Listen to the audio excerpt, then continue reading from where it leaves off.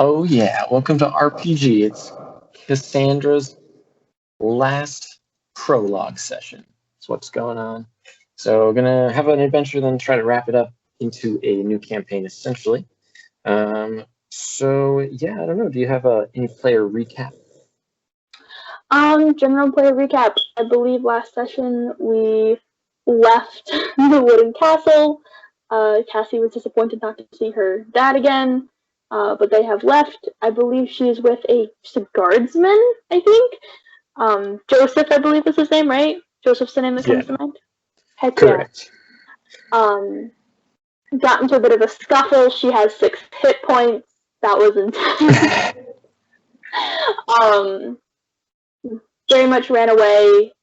Ended up with her and Joseph out of town, a little bit of ways away. Kind of decided to head towards the Pale Castle, I believe, the capital, and having generally decided that she would be his younger sister Sarah as kind of a cover, so that she does not appear to be, royalty, who may or may not have rumors about magic surrounding them. I believe that's where they left off. Perfect. Yeah, that I think you pretty much covered everything.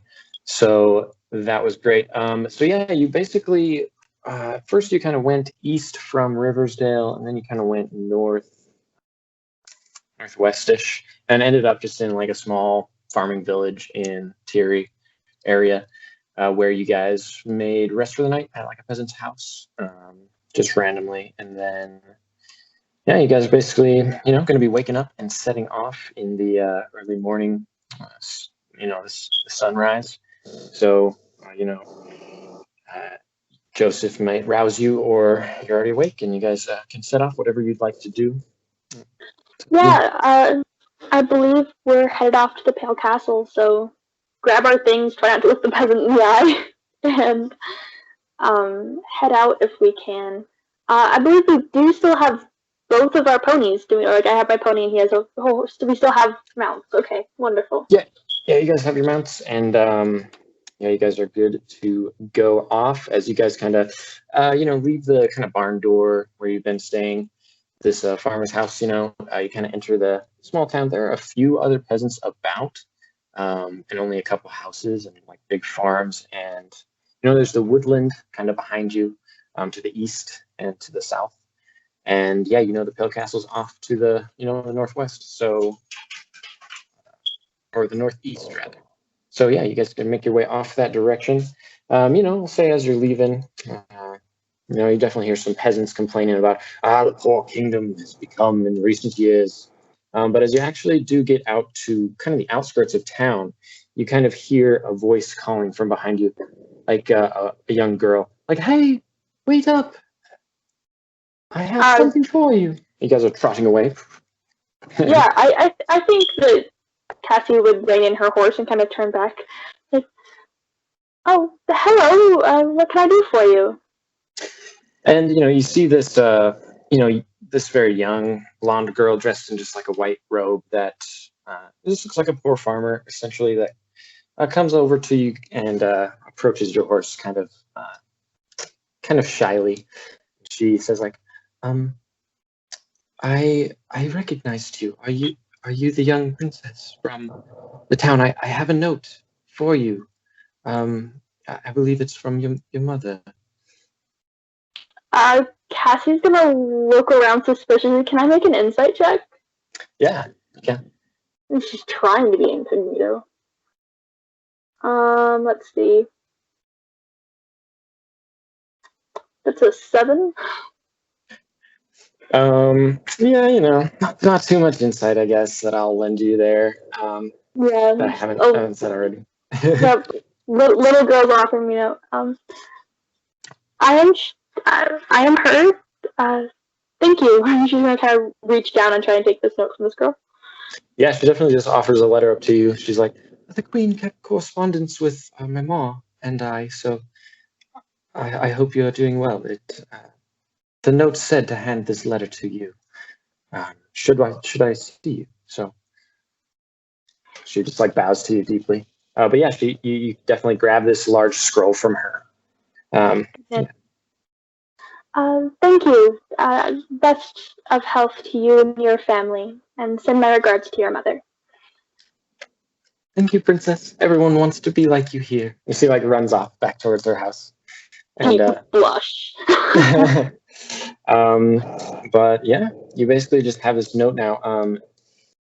Yeah, I guess, what do you want to do? Yeah, like, I'm gonna open the note. I wouldn't have expected my mother to be able to kind of guess my general trajectory, but I'm certainly going to open it. Definitely. So yeah, as you open it, you notice it's basically like a large scroll. There's like a letter inside, so just on a piece of parchment. So as you open it, essentially you see that it's your map of Farleong. So you can open that map for sure.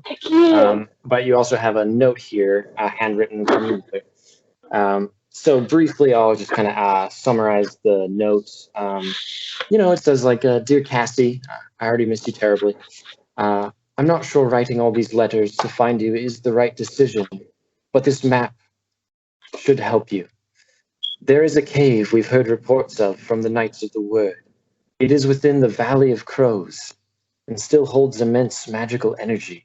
I feel inspired to write to say this location might offer you some solace or protection, although I know the Fairy Woods remains impassable for most who attempt such a journey.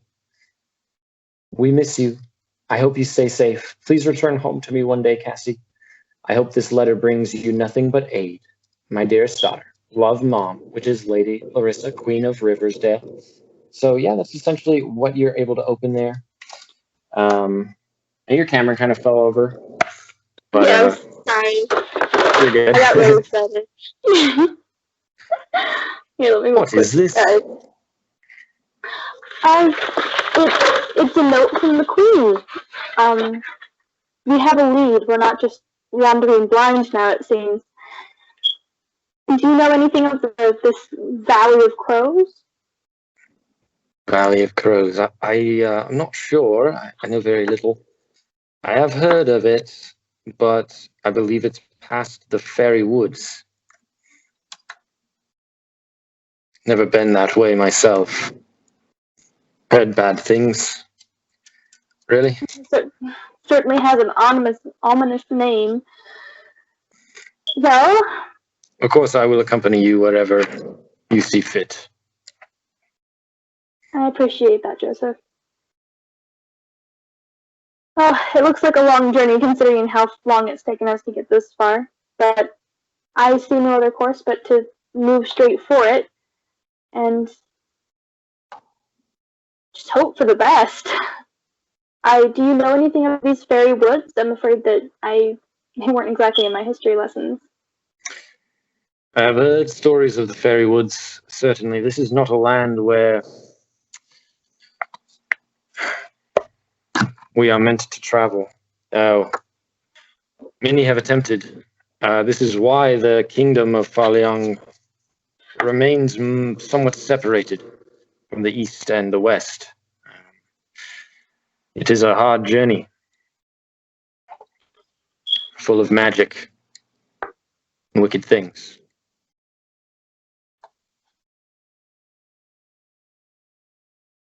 Well, I don't see any passes or anything directly to this Valley of Crows, so I suppose our best hope would be to skirt the mountains and avoid the woods as much as possible, but I see no way around them. Yes, this does seem logical to me as well. I think this is a proper path. In fact, no complaints. There does seem to be something labeled one lens path. I'm not sure how help it would be to us, though. I've heard of these as well. It is the only path, but as I've said, it's not much of a path. The creeping forests play tricks on the mortal minds of men, as I've heard. Well, it seems we're to head southeast, past Riversdale and the Twin Rivers, and try and find something of this path, even if it's non-existent. And if we can't find it, we'll simply follow the mountains into this Valley of Crows, which looks like it might be a bit uphill from there. At least that's what I can judge. I didn't exactly take stenography, I believe it's called. Very well. This seems correct to me. So south. Back the way we came. Yes, we should take care to avoid Riversdale, I do believe. Let us, as you said, head towards the Twin River Pass on the marked on this map here, as I see. He, like, leans over your shoulder there, next to you on his horse. That seems the best path. So yeah, you guys can definitely head off that way. You guys are sort of south of where Dalewood is probably marked on here. So you guys can kind of head east and south, and it is a clear, bright morning. There's a sweet scent of trees in the air as you guys pass the woods. It is you guys make great time traveling. It's a quiet day, so you guys eventually do make it kind of to the northern lake area, or rather the northern Twin River, and yeah, you guys are able to pass it. There's a bridge that's not too far away. Yeah, anything specifically you want to be doing during these times? I think that Cassie is making conversation with Joseph and trying to push down these thoughts. So she has been having this troubling dream and trying her best in a way to not think about the fact that she killed something yesterday. And that trying to push back those thoughts, and so very decidedly not thinking about it, which of course means that she is thinking about it. But is trying to distract herself and is making casual conversation with Joseph. How long have you been away from your family, Joseph? Oh, it has not been too long since I've returned to my village. About half a fortnight, really, but a week. Perhaps after we visit the Crow Village or the Crow Valley, we may be able to return to our families. This would be nice. That would be lovely. And what's your sister like, Sarah? Oh, she is young. She is very kindly and talented cook for her age as well. Maybe you two can meet one day when we return. I would like that very much.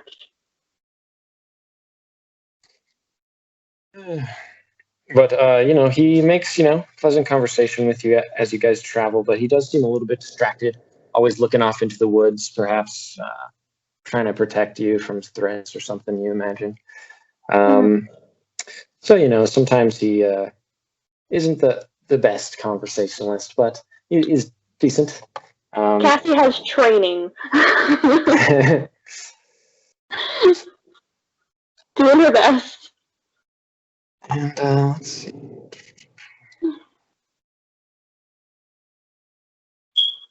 Really, you guys make good time. The day really passes. You guys don't make it to the Southern River, but you guys make it about halfway there, past the Northern River. And, there are some farming villages that you pass, and you're not really sure. It's getting later in the day. Do you want to try to make a camp in the woods or rest at another farmer's house, perhaps? I don't feel super comfortable in the woods, especially this far from home. I don't see any villages marked on our current map, so we can only hope and move forward that there would be something. Perhaps we can ride until dark, and if we don't find anything, we'll stop. I'd much rather find somewhere with a warm hearth to stay by. Yeah, definitely. I'll say, eventually you pass like a 1 or 2 farming houses that are just kind of out in the middle of nowhere. So you could try to, see if you can find a bed there. Yes, I think that Cassie will definitely. She does not, and I repeat, does not want to be in the woods in the dark.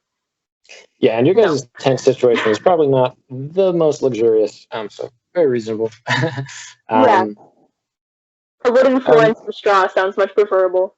So yeah, she's definitely going to go to the most promising of the 2 houses and ask for a place to stay. They're both just kind of ramshackle thatched roof cottages, but yeah, I would say there's definitely one that looks a little bit more promising. So you can make your way over there. It's got like a smoke rising from the chimney, and yeah, do you want to try to knock, or do you want to let Joseph go and take the lead? I think it would make sense for Joseph to take the lead if I am indeed a knight's younger sister. Yes. So that's kind of what he's done in the past. So no Live in a troubles. man's world. He kind of goes and knocks, and kind of as for the two other places you made rest at, you didn't really have to do any negotiations, but you hear him talking with this man and this woman who opened the door late at night, and yeah, you guys are kind of. One of the farmers kind of points over. There's like a shed where you guys can go hang out at, apparently. So yeah, you guys can go rest kind of in the hay, as it were. Make your bed. Anything you want to do before you go to bed for the night? Cassie's definitely bummed not to be by a fire. I think she's going to try and make conversation with Joseph, despite his distractedness, probably fail, despite her best efforts. She's getting pretty discouraged with this at this point.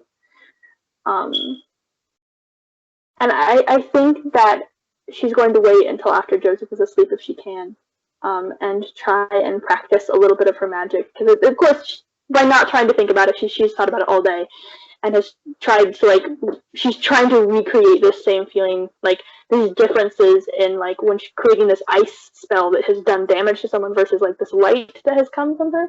And so she's trying to recreate that feeling when she casts this ice spell, or honestly make anything happen.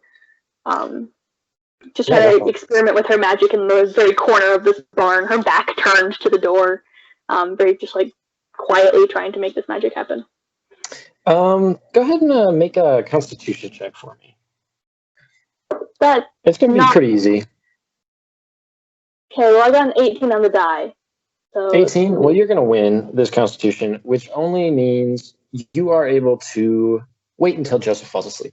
So he falls asleep eventually at night, and you are awake, although, you still have kind of an aching wound in your leg, although you're at full hit points from where you got shot with an arrow.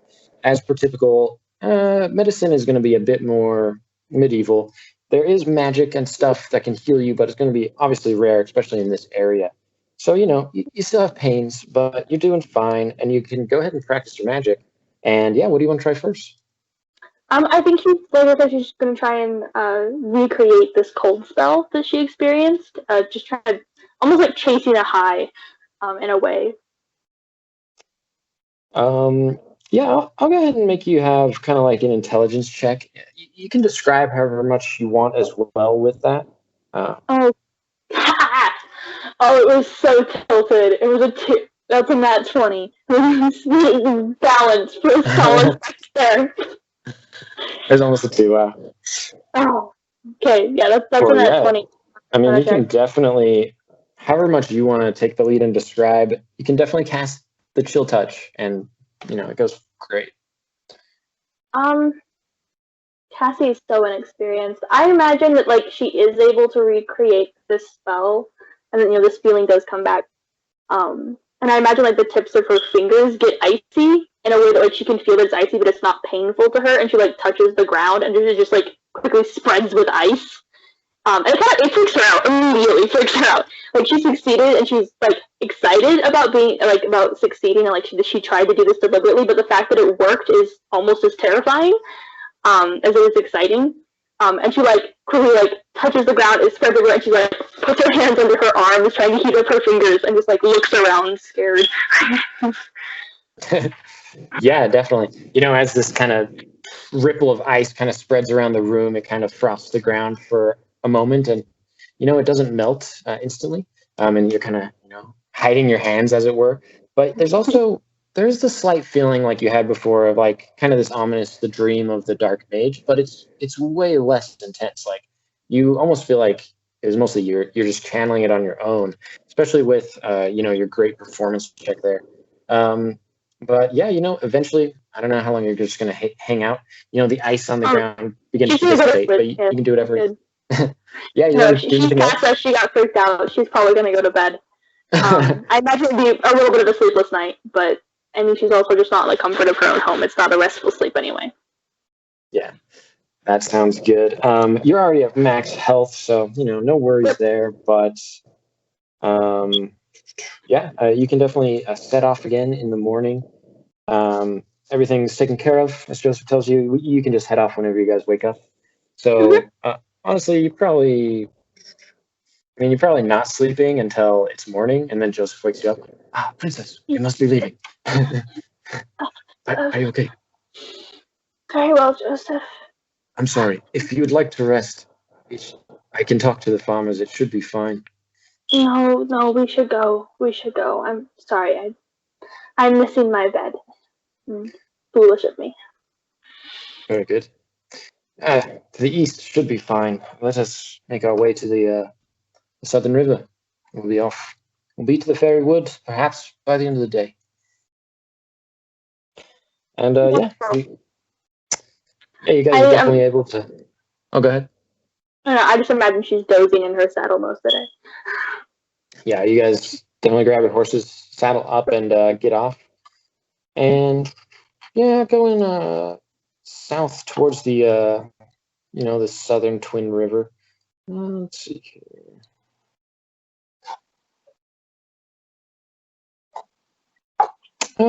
Similarly to yesterday, it's a very clear, bright day. It's actually hotter a little bit than yesterday, and there's kind of a brighter sun.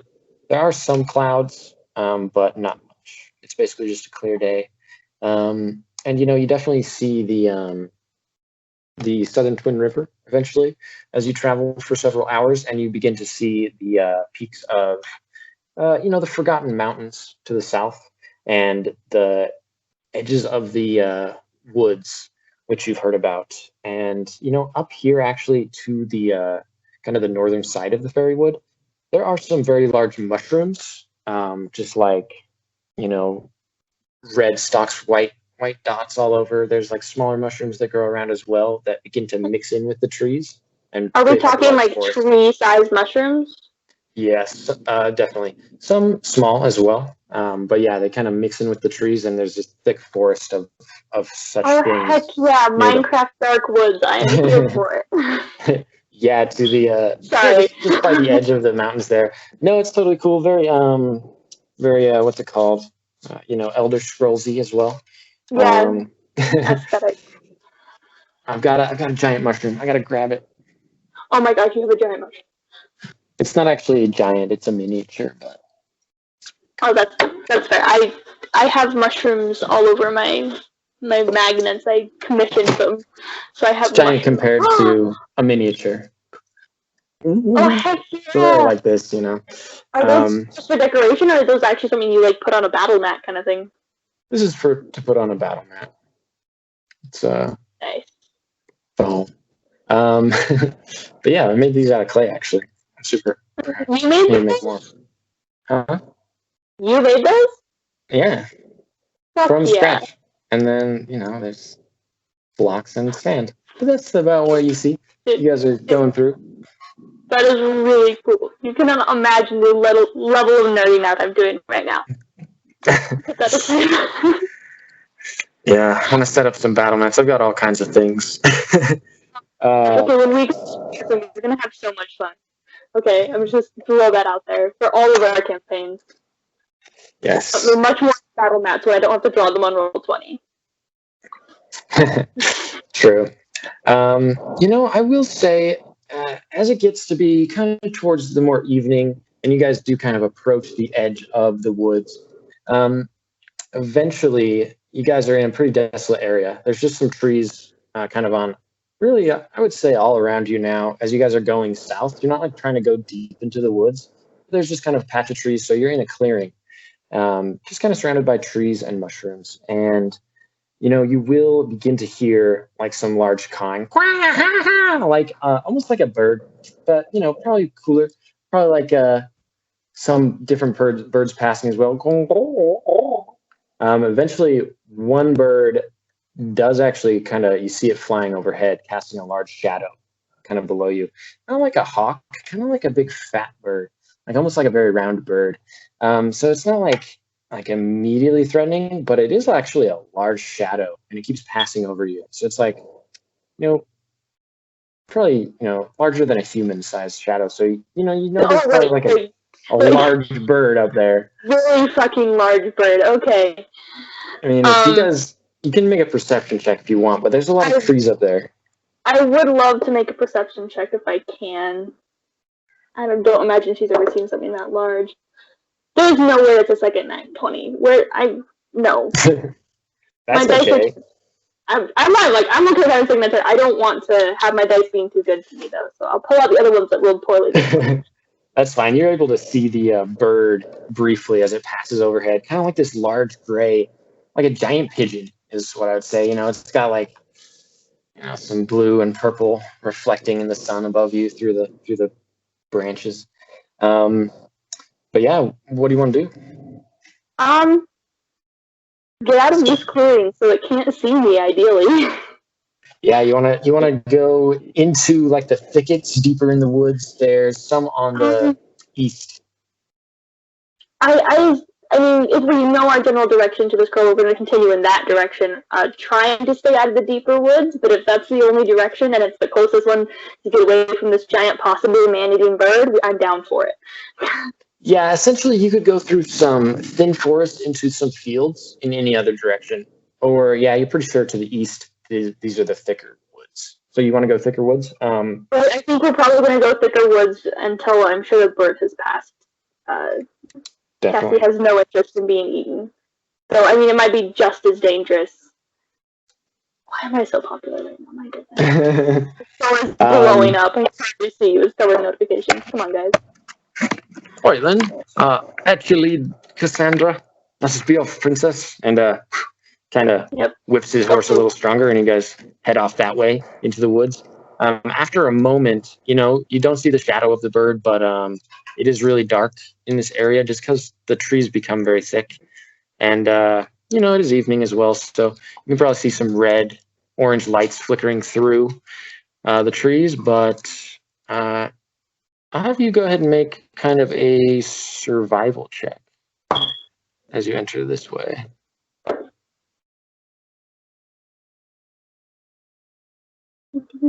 I remember where survival is. Thank you for... I need things to be alphabetical. Come back. Sick. Should be... Survival, there it is. It's wisdom. Okay. 16. Let's see, 16. So quite good. I would say kind of you're making decent speed as well, and Joseph is kind of having to lead his horse difficultly around some very large trunks of trees and such. So you kind of take the lead. He's a little bit behind you and catching up just fine. But you're able to lead through this very thick, shadowy woods. Where do you want to go?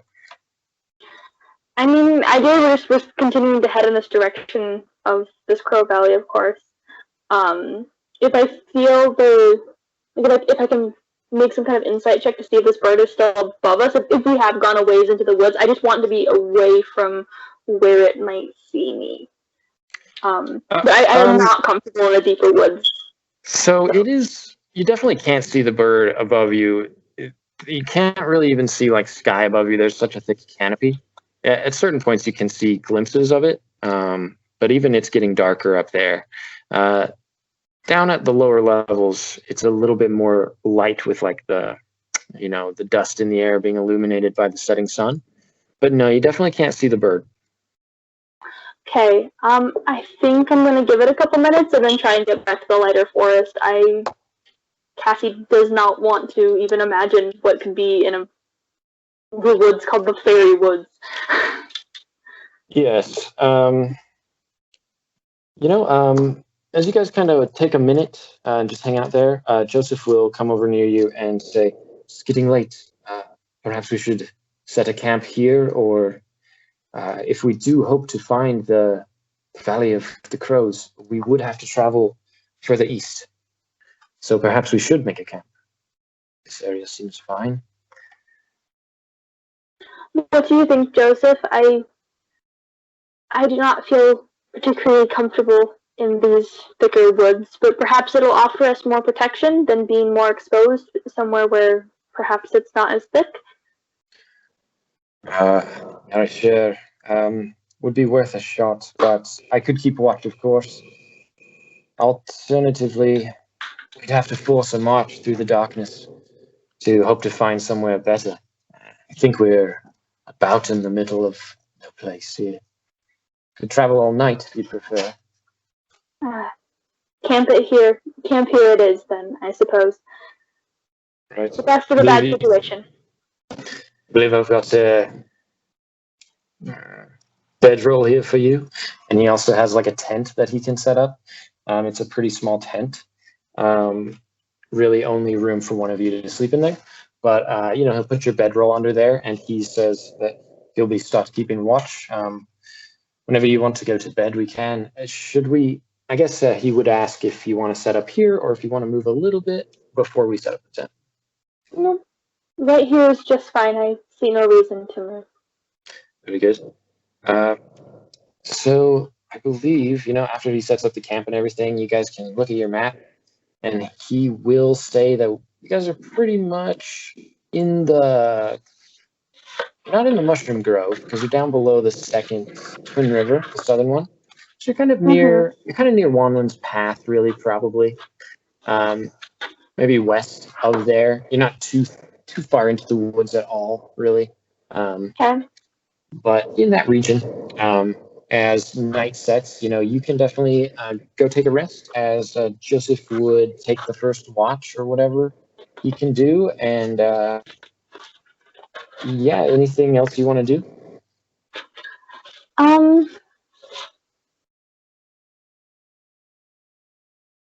No, I don't think Cassie would practice again.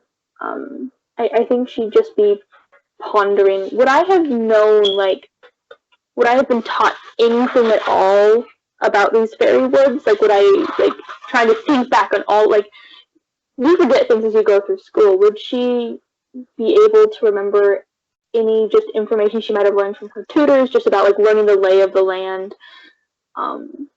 She wants to gain some kind of insight about what she might expect in this forest, but I don't assume that she would have learned a lot, even if she did learn it all. You can do an insight check for sure. Nothing else, she's just pondering it, just kind of anxious.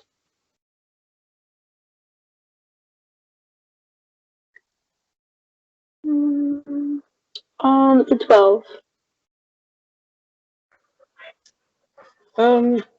So, you've definitely heard some stories about the woods themselves, kind of ambiguous rumors, as it were. They're creeping forests. They can't be laid out. They bewitch the minds of men. They're full of magic and monsters. And really, it's very difficult to travel through. So you do know that not many people do make the journey. So you've not got much of a choice, but it should be extremely difficult. It's about all you know. Okay. Yeah, I assume that, even if she'd had a larger guard, she certainly would not take watch, but since it's just the two of them, she would have arranged to take a watch as well. Yeah, eventually. A guard without sleep is not a guard at all. Yeah, perhaps halfway or more through the night, Joseph would kind of rouse you and say, "Cassandra, I may drift off. Could you keep watch? Awaken me if you see any troubles." Of course.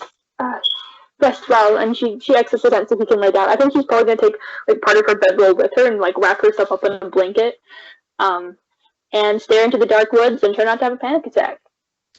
Yeah, there's kind of a little stump that Joseph seems to have set there that you can sit on, and you guys, trade your bedrolls places essentially, and you can keep watch. So I guess go ahead and I do another survival check.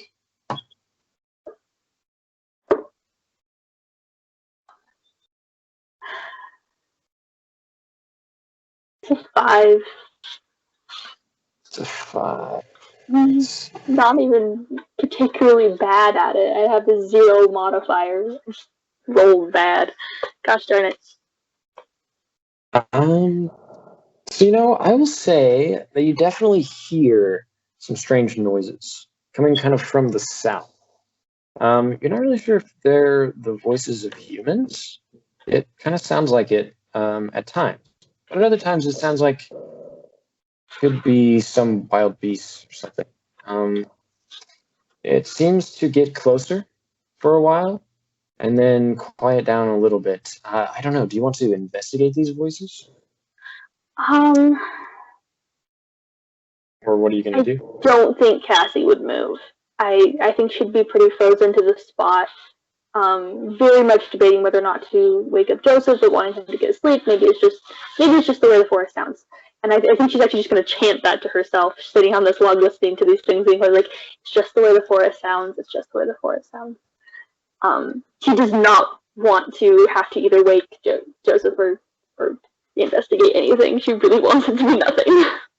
Yeah, definitely. So, eventually, you're definitely able to do this. Eventually, though, you hear the voices kind of begin to swell up again, and it kind of becomes this cacophony of strange voices and words and languages, some of them completely unfamiliar. So eventually, though, it kind of dies out, and you do hear a voice that speaks to you. It almost sounds familiar, but it tells you, "Come, find me deeper in the woods. Follow my voice." You know what? You can go ahead and make like a will save throw. As a player? Fuck. Oh gosh. Wait. Will isn't actually a thing, so I assume that's just intelligence. Intelligence, just an intelligence check. This is a 14. Not bad, but not great. That's pretty good. I'm gonna say that you do have the the wherewithal to not heed the call of this voice. So you can sit on your stool if you'd like. And I think thoroughly freaked out. If she wasn't already holding, I feel like, tell me if I remember this incorrectly, I feel like someone gave her like a dagger or something. I think you have a dagger. Sure. I imagine, even if I haven't, I imagine I have some small sharp object, like he wouldn't leave me there by myself. And nothing else, I probably have like his eating knife. I think I'm remembering specifically a dagger passed off in our other campaign. But I imagine she has something small and sharp, and if it wasn't already in her hands, it is now in her hands. And she's trying to pinpoint where the voice came from, and is just kind of on the stump holding blankets and just trying to pinpoint where it came from. I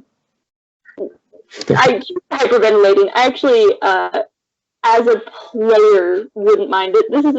This character doesn't necessarily have a diagnosis of anxiety. I imagine she's alone in the dark right now, which is her greatest fear. She is hearing scary voices. She's, I would brand it as a check for a panic attack, but if you want to make that a sanity check, yeah, I was gonna say that you can do sanity.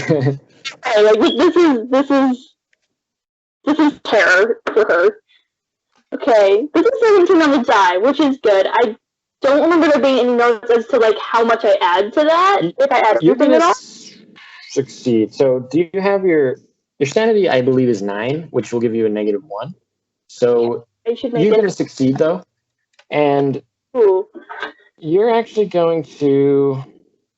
I'm going to have actually say you do pretty well at this. You kind of, I would say, have this thought that you kind of recognize what's going on as you're able to succeed this will save, that, there's some kind of magic in the woods going on.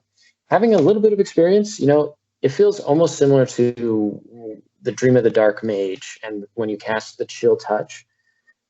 Different, but there's something similar. So it's some kind of a magic, and you are able to overcome it. And this kind of gives you, confidence and resolve, and you feel like you don't need to wake up Joseph necessarily. You can sit out the night. It's not going to hurt you because you have overcome it already with your mind, and you're going to gain 1 intelligence. So you'll go back to 10. I gain intelligence? A point of intelligence? No, sorry, not intelligence, sanity. Okay, gain a point. Oh, I get to go back to 10. Yes, you go back to 10 for your sanity. Is that doesn't that make my modifier 0 now? I believe so, yes. Heck yeah. I should get a different item. I'm just going to start tracking it here since this is a fluctuating one. 0. And okay.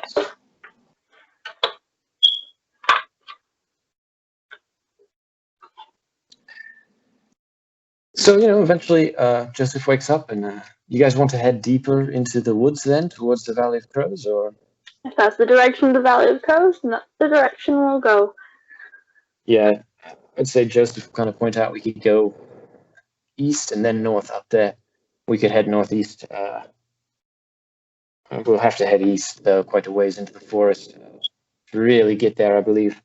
It will be difficult, but you seem to be leading quite well, so, he'll say, if you want to lead the way, I have got your back, absolutely.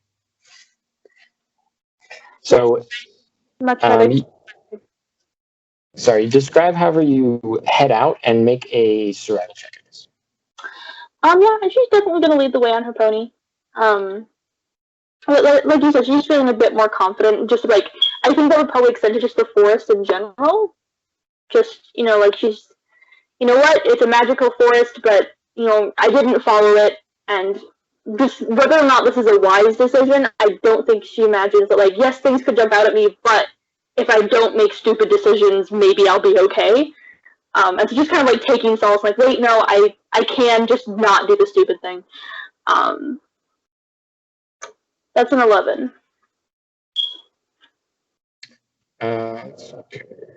So, essentially, you guys, head out into the woods. You're basically just going to go east, I will say. Kind of like before, the trees and the darkness, although it's daytime, just ensnare from all around, and it's extremely difficult to travel. Kind of like before, you can make decent headway through the woods, but Joseph seems to be rather encumbered and slowed by them. Like, he just has to work his way through vines and around giant trees that, you and your pony seem to do a bit better at.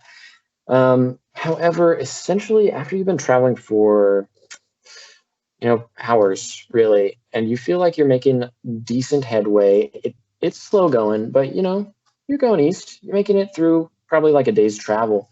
There's not really going to be anything nefarious going on, no monsters for you to fight. But basically the day passes, and however, towards the end of it, you kind of get the feeling, and make a perception check, actually.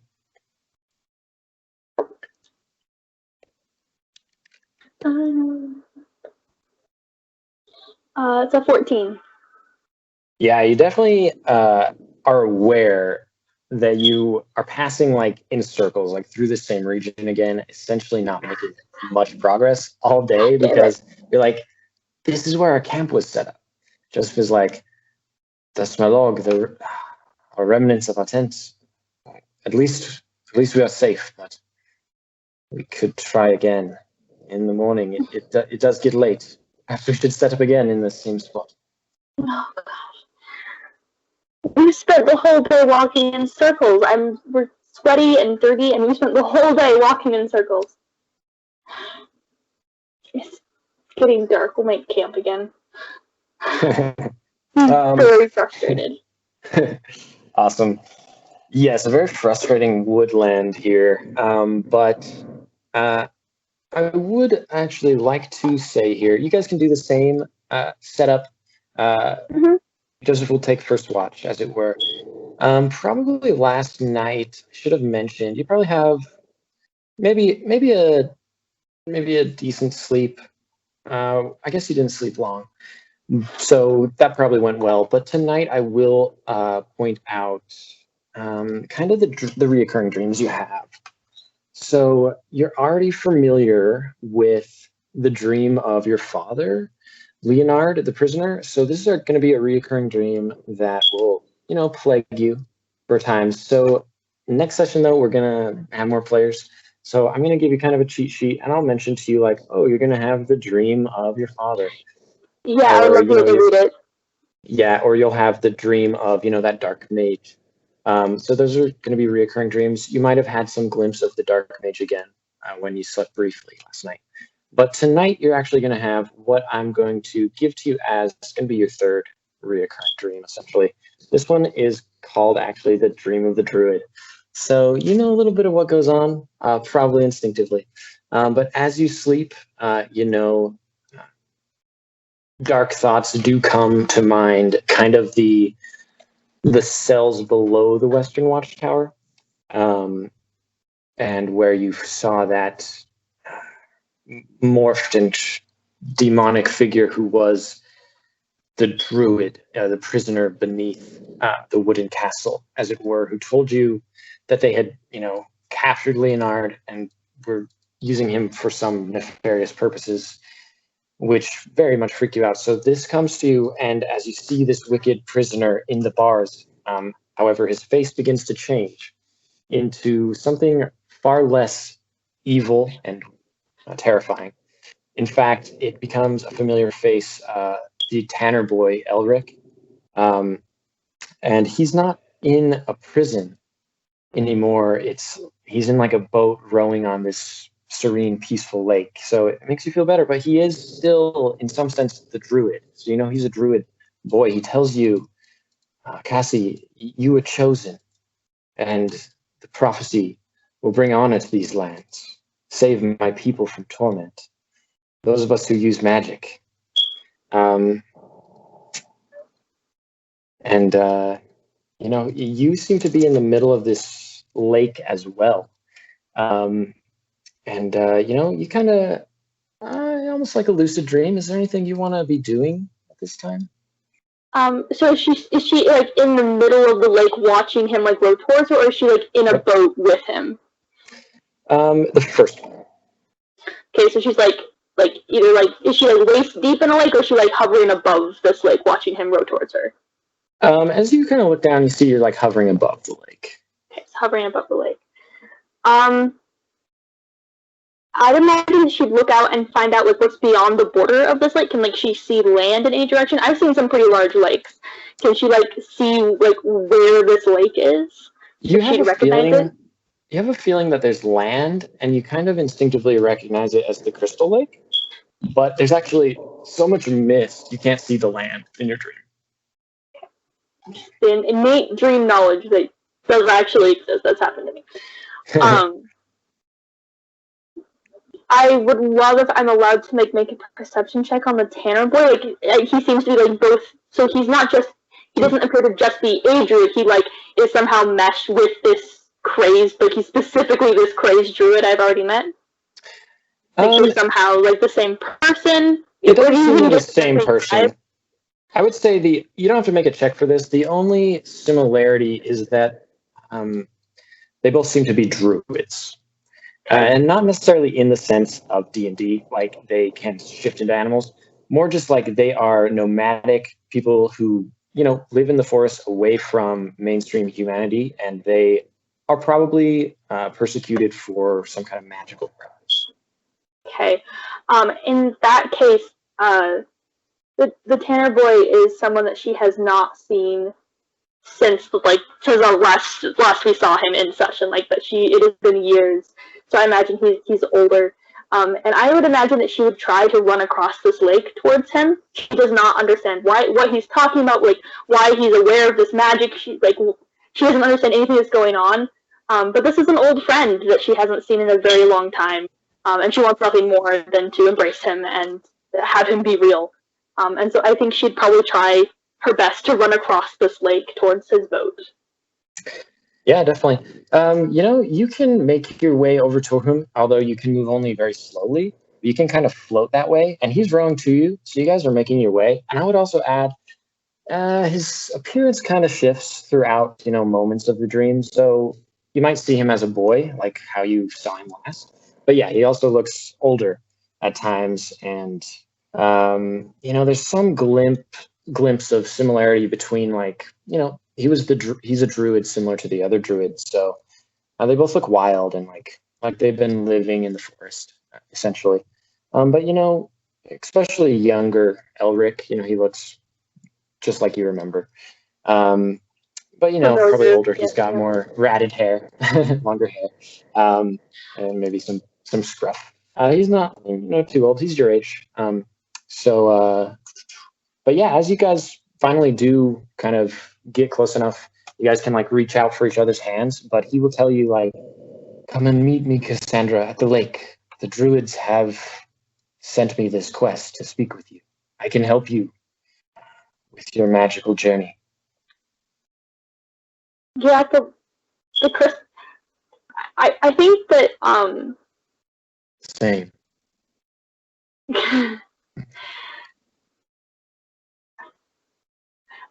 I would actually imagine that, at least in this moment, if she's allowed, like if this itself is a recurring dream, that if nothing else, at least in this instance, she's quite tongue-tied. She's very confused, and I think she would just ask, "Why?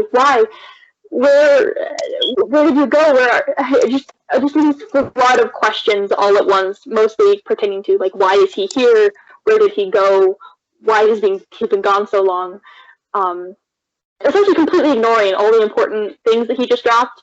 And just being very focused on the fact of him. Like her brain is very overwhelmed, and so like so many things and different points to focus on that she's just hyper focused on the fact that he is here. Especially if this is a recurring dream, especially at this time, she's very focused on like why. At this time, I mean, in game, you don't necessarily. I mean, you might know it's going to be a recurring dream just because it feels like you're always here, but it's your first time. But essentially, the only other thing that would happen is Elric. You can ask him as many questions as you want, but he's just going to tell you again to come meet him at the lake, and that's going to be the end of your dream. Okay, yeah. So, you can probably keep watch after this. Oh, sorry. You can say anything too. No, you're fine. I want her, as a player, wanting to metagame and ask him questions. As Cassie, she would not ask anything. She would be very confused. You can ask, I mean, similarly, he doesn't answer any of your questions, but you can ask him. Yes. At that moment where, like, when you have a dream that's on loop, I've experienced this, where, like, anything you say, like, the entire dream just repeats over and over again, like it's a recording. So annoying, by the way. I'm imagining something very similar, where, like, he might change a small amount of dialogue, but he's actually not changing his message, more like he's sent a dream, unless, like, he is there. Which is very frustrating for Cassie, who really does want answers. In fact, we can say it is just like that. Like, you can have that dream 3 times tonight. I don't mind at all. But yeah, he doesn't say much else. Gosh darn it. I actually imagine that Cassie would wake up. I don't know if you've experienced this, where like you're not crying because you're sad, but you wake up with tears on your face, where your body has just started to purge emotions. And I imagine she wakes up crying, but not in the like clutching her pillow sobbing, but just like she wakes up stoically and there's just tears all over her face. And just very emotionally confused as she gets up for her watch. And I imagine her just kind of sitting on the stump, like staring off in the distance, just repeating, like this dream has already happened maybe a couple times that night, repeating it in her head over and over and over again. I imagine she probably hasn't thought of the Tanner boy in a while. It's been years since they saw each other. He's a childhood friend. He's the essence of her childhood, and whereas she might have obsessed over it and wanting her friend back after they were initially ripped away, I imagine that she probably like threw herself into studies and became a lady of the court, and that she might not have thought of him for a couple of years. And she's just, I don't know, I don't know if you've ever actually been stuck in memory like this, but I certainly have, where you just kind of like replay every instant you've ever seen someone, and like just remember, like, a flood of childhood memories coming back to her, and really like this sense of loss that she did lose this, and kind of an anger at her own magic, and realizing that once again it's freaking magic.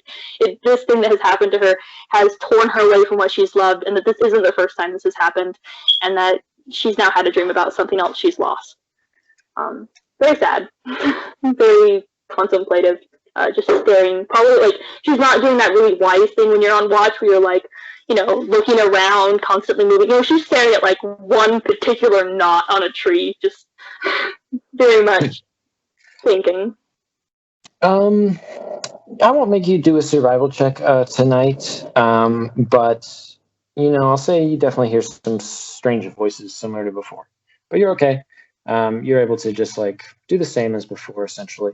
And in the morning, Joseph will get up. So, he'll kind of find you probably sitting still, staring into the distance, and he will kind of grab his helmet up, and say, "Cassie, are you all right? Are you all right?" Yeah, I'm fine. Thank you. We should be off. Very well. What is it? The same plan then to head uselessly into the woods? Ideally, not uselessly. But we are to make our way to the valley, and I see no other option forward, unless you have any ideas. I do not, my lady. This sounds fine. I pray we make better headway. As do I. I guess I can try to lead this. He'll kind of get on his horse and start trotting off. And, you guys, again, head off kind of into the east, as it were. If you would like, you can make a perception check. Better. That's a 16. 16. So, it doesn't seem like you're going in circles necessarily as you guys make your way kind of through a couple hours of travel, and nothing too crazy happens. If you want, though, actually go ahead and make a survival check. Actually, just do it regardless of if you want to or not. Okay, make a survival check. Oh, come on. There's one thing, carved into the bottom of my tray, and of course it's made things land on their side.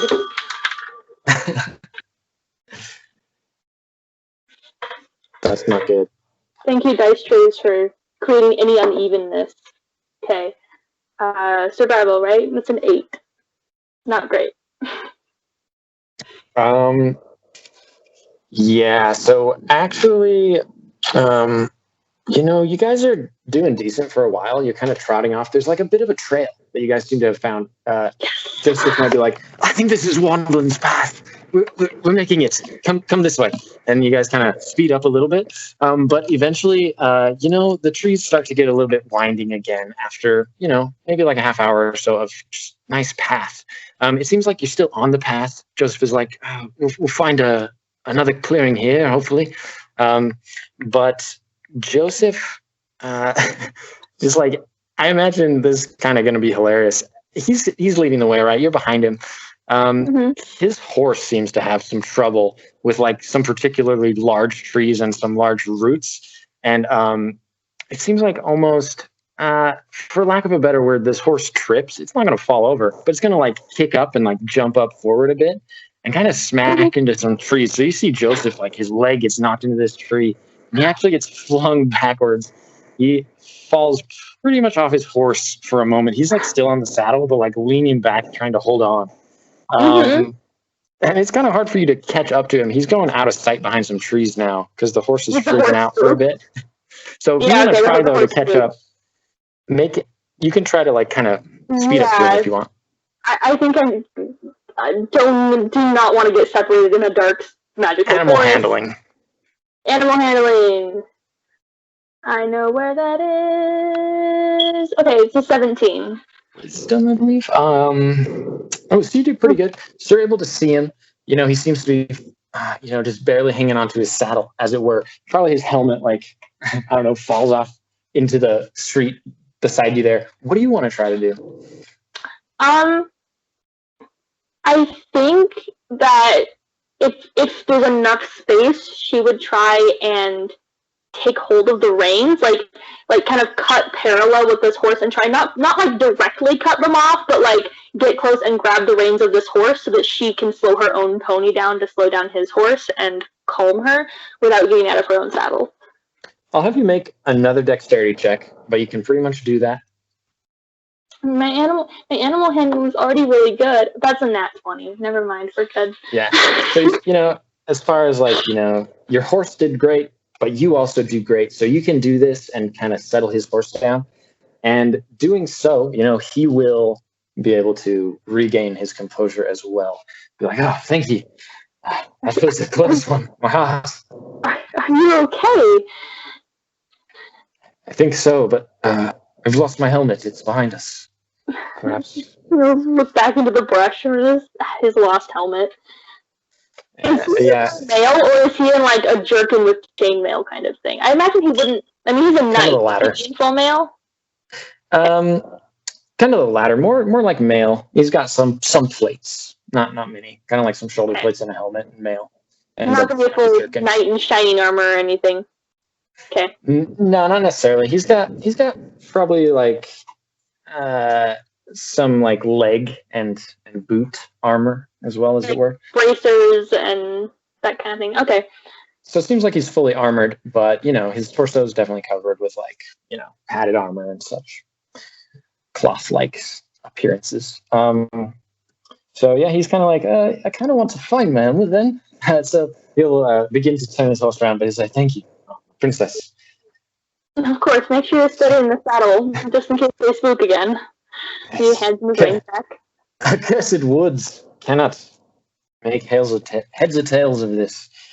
And yeah, he'll kind of say, just a moment then, and kind of trot back along behind this, large tree that was like cutting off this path. You see there's a bit of a path in front of you again. But he turns around and chops out of sight for a moment. And, he doesn't come back for a minute. What do you want to do? So just for clarification, we have moved away from the path we were on, but we do seem to have either found the same path or another path. So I am standing on a path. Yeah, it's kind of like the way Wanland's path works. You begin to realize it's like some jetted, very crappy trail. It's like sometimes there's a trail, sometimes there's not.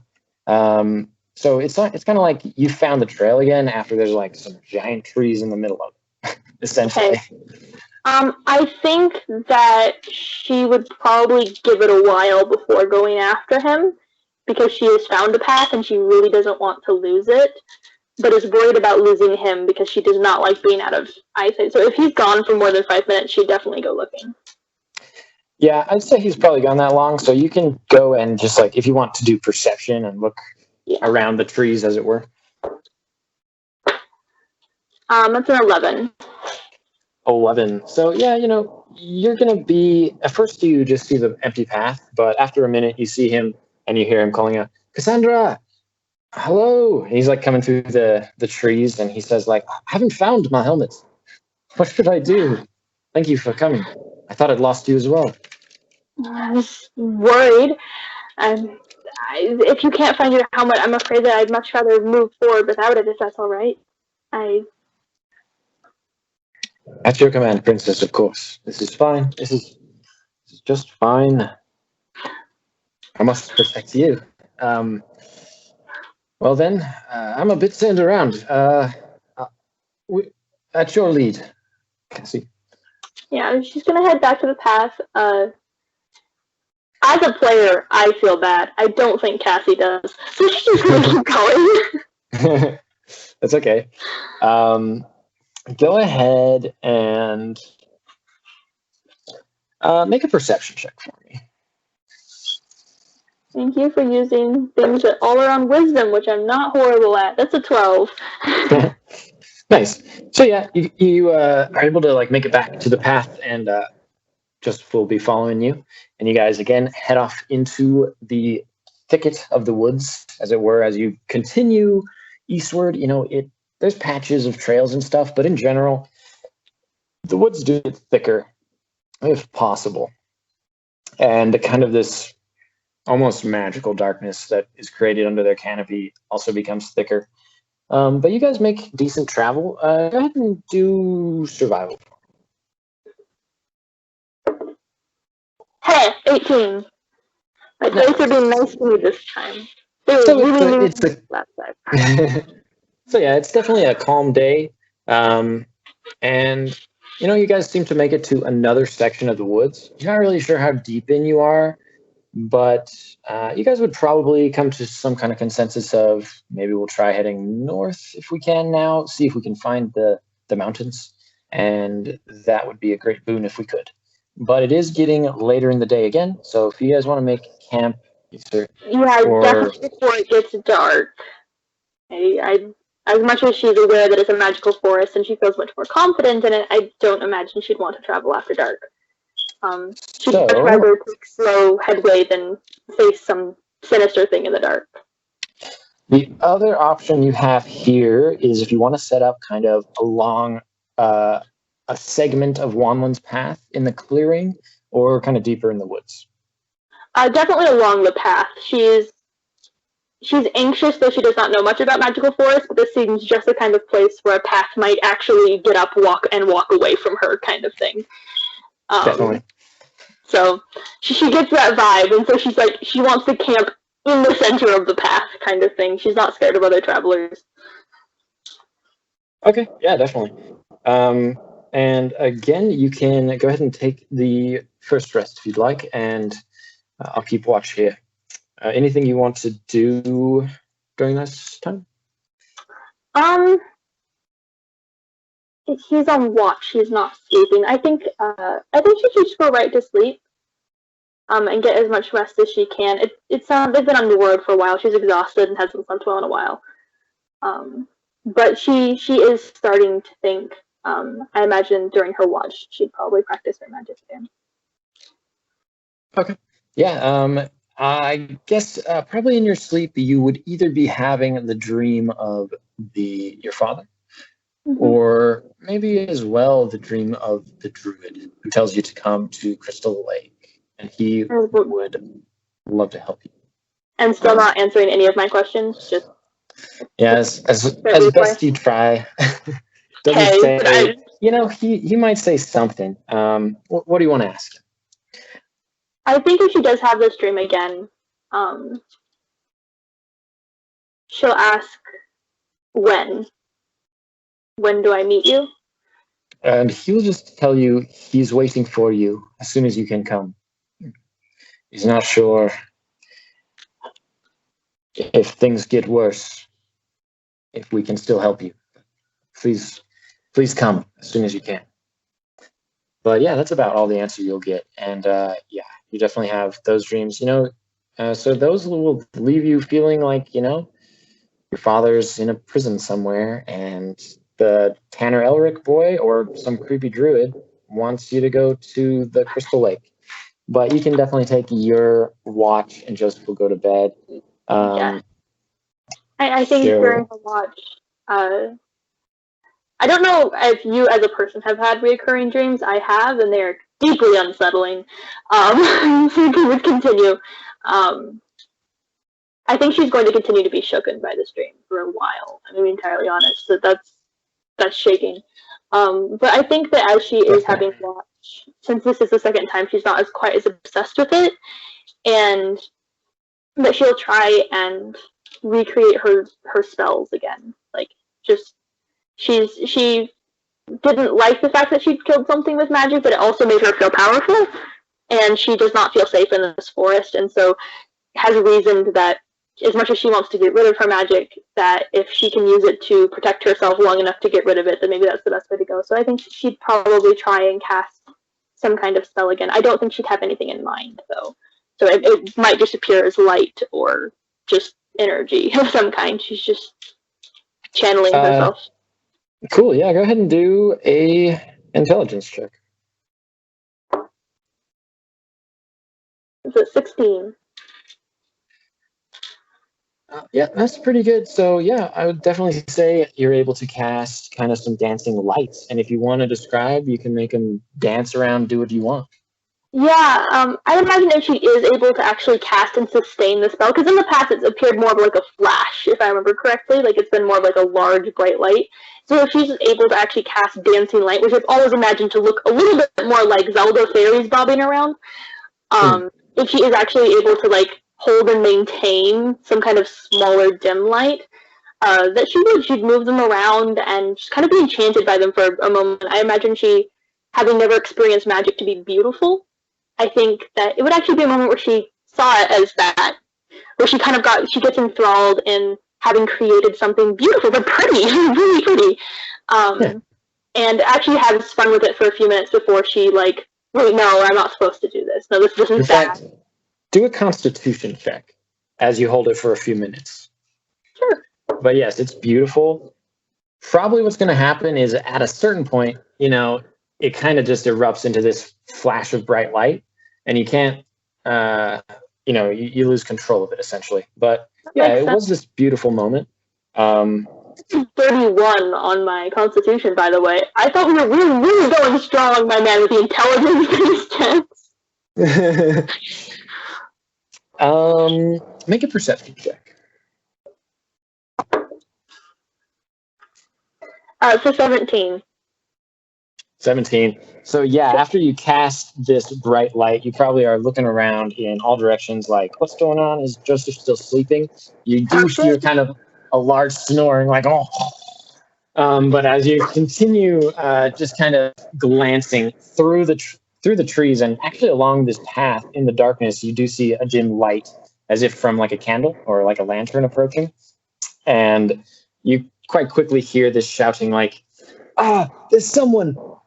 Every man, come this way! You see some bandits who are approaching you guys like with a weapon drawn. Yeah, she's built upright and cold. Joseph! Tries to wake him up as quickly as possible. Yeah, you could do. Are you going to call to him or just going to go in there as well? I think she's going to call to him and go to him. Like, as soon as she sees it, she's going to start calling, but is moving towards the tent to, like, shake the tent, open the door, grab his leg. Just, like, any part of him that she can try and wake him up. I'll make you do a dexterity check. Gosh darn it. See how fast you can do this. God damn it. That's a 31. You probably just straight up fall on top of the tent, so the tent is between you, it collapses, and he's underneath you, and you're shouting, come on me! It's like, I'm coming to princess! But, you know, you can clumsily get back to your feet as well. As you do so, though, the first bandit who was shouting and has kind of just like a short sword in his hand has approached this area now, and he's kind of pointing his sword at you, but he says like, what are you doing here? Just passing through, please, let us be. These are not your lands. Give me what gold you have. We have no gold. Couple of nobles like you, I'm sure you do. He like holds the blade closer to your neck, as it were. And Joseph is struggling under the blankets below you. Or tent. I'm trying to buy time here. I swear we have nothing. We've been kicked out. We're traveling, trying to find some solace. I apologize. This is the only way we could come. He says, get down on your knees. And he like kind of turns his eyes towards this Joseph knight struggling underneath this tent. He doesn't really know what's going on. It just looks like a moving tent or like a moving bundle of blankets to him.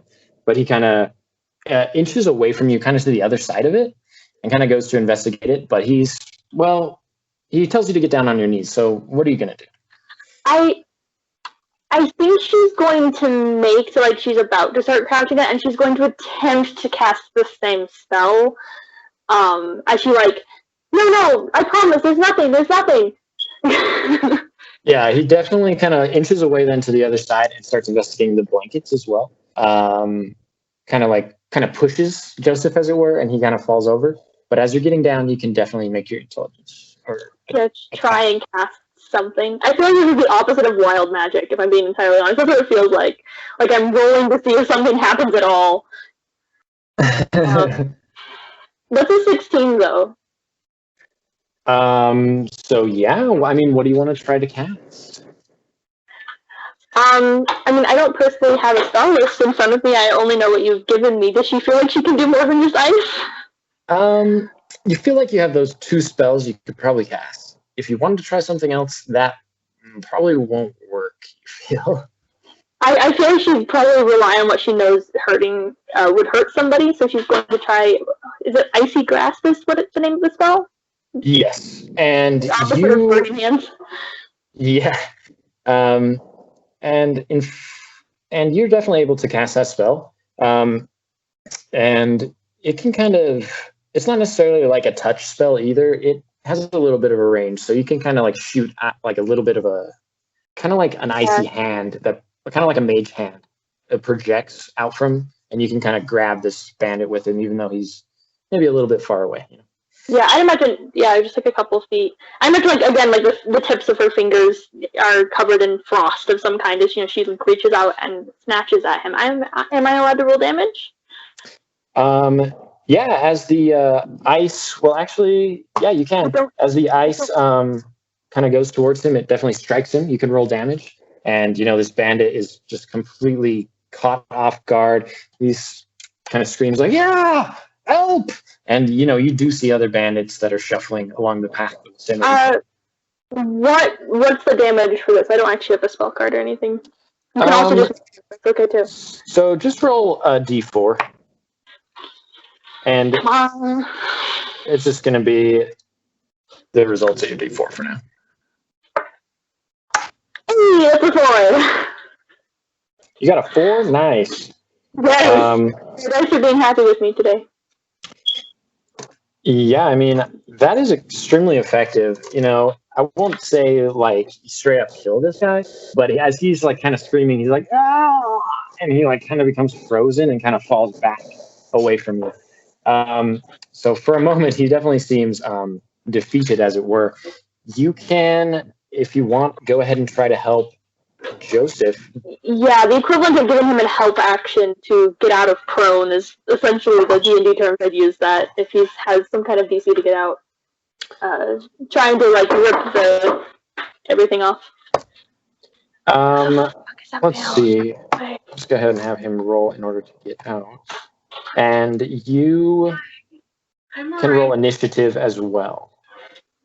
I'm sorry, come again? Oh, roll an initiative as well. Okay, sure thing. Oh, one moment. Hello. Okay.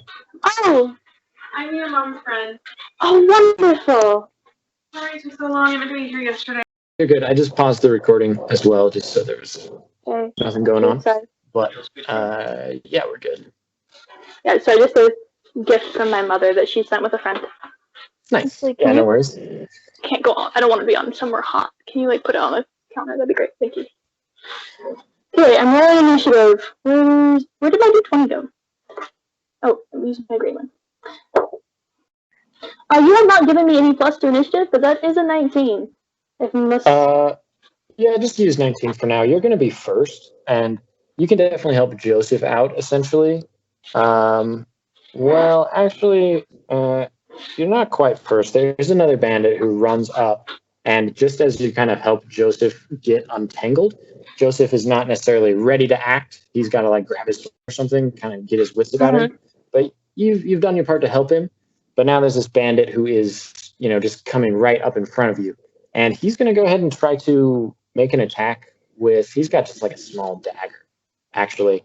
But yeah, he's going to kind of swing it wildly at you as he approaches, which will hit you, and does deal a slicing damage, as it were. Kind of, I imagine, probably to your arms or something, as you're not super prepared. But you take 2 damage. Okay, let me actually pause the keynote. So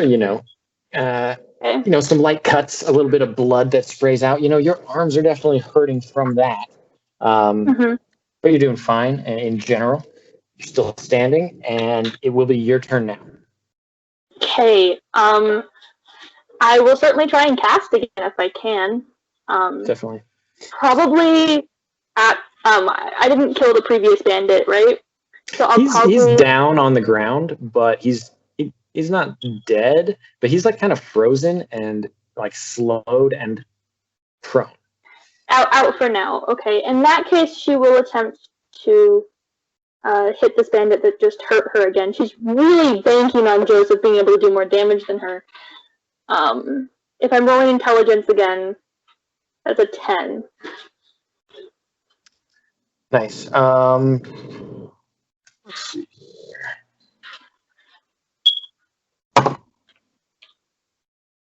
So I will say that. Well, you're doing the same spell again, actually, huh? You're doing Kill Touch again. So 10 will work. So you can cast this spell again at him and roll your d4. That's a 3. A 3. Okay, awesome. So it's not quite as effective as the other one. Like he doesn't fall over, but you can still, send out these icy, chilling rays from your finger, or just like this mist, as it were, that kind of covers him. It kind of seems to blind him for a second. He like stumbles backwards, and it definitely seems to hurt him. He like his body seems to creak around, like you're freezing him quite successfully again. But he's still standing, and this other bandit comes up from behind him as well, kind of sidestepping him, and they actually have like a crossbow that they're holding. So they kind of hide halfway behind him and take a shot, actually over towards your companion there.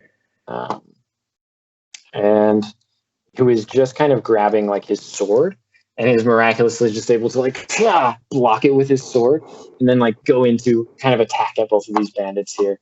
So he slices the guy who you just kind of froze a little bit, and just kind of like does a wicked chop into him, and just like definitely makes his arms bleed as well, and knocks him back. He falls prone. So there's just the one bandit there with the crossbow, and the guy who you initially froze and fell prone, he seems to be like groaning and kind of trying to get up. But this other. Well, I mean, that bandit's not doing much this turn, so it's going to be your turn. Cool. It sounds like the one that attacked me is down for the count, yes? The one that Joseph hit, yeah, he seems out. Okay. In that case, I'll go ahead and hit crossbow guy if I can. Nice. Trying to dig down deep somewhere, wherever this magic is. Let's see. Okay, that's 12. That's a 15 to hit. If I am actually, I don't know if I'm rolling for ACs or for some other check to cast magic. I'm actually having you roll to cast a spell right now, so if you fail, you will do nothing. But you're doing great, and there is also this dark mage whose force seems to be helping you, and you're definitely able to cast the chill touch, as it were, the chilling grasp, and. Yeah, over at this crossbow guy, what do you want it to do? Anything specific? Got a little bit more experience here. Trying again. For the record, that's 2 damage.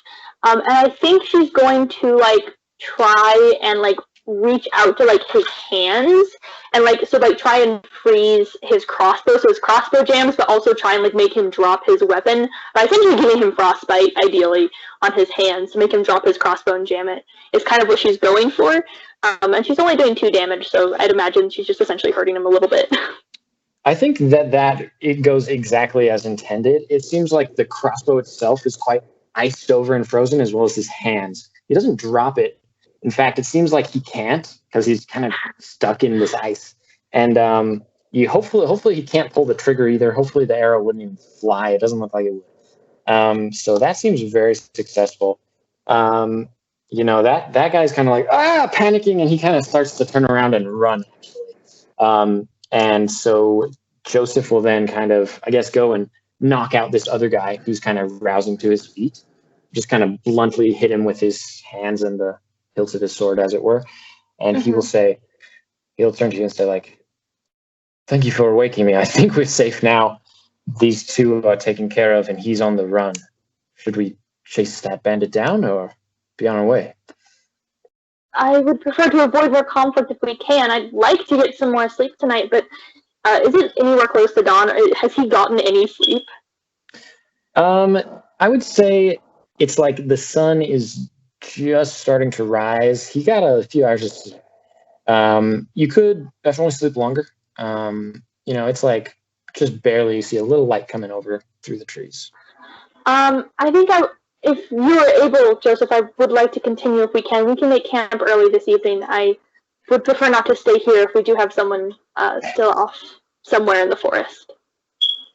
Indeed. Joseph will say, I'm thoroughly rested. Thank you. Thoroughly awakened, at least, I would say. Well then, we'll be off. And yeah, you guys want to go north then? Is kind of what Joseph's thinking.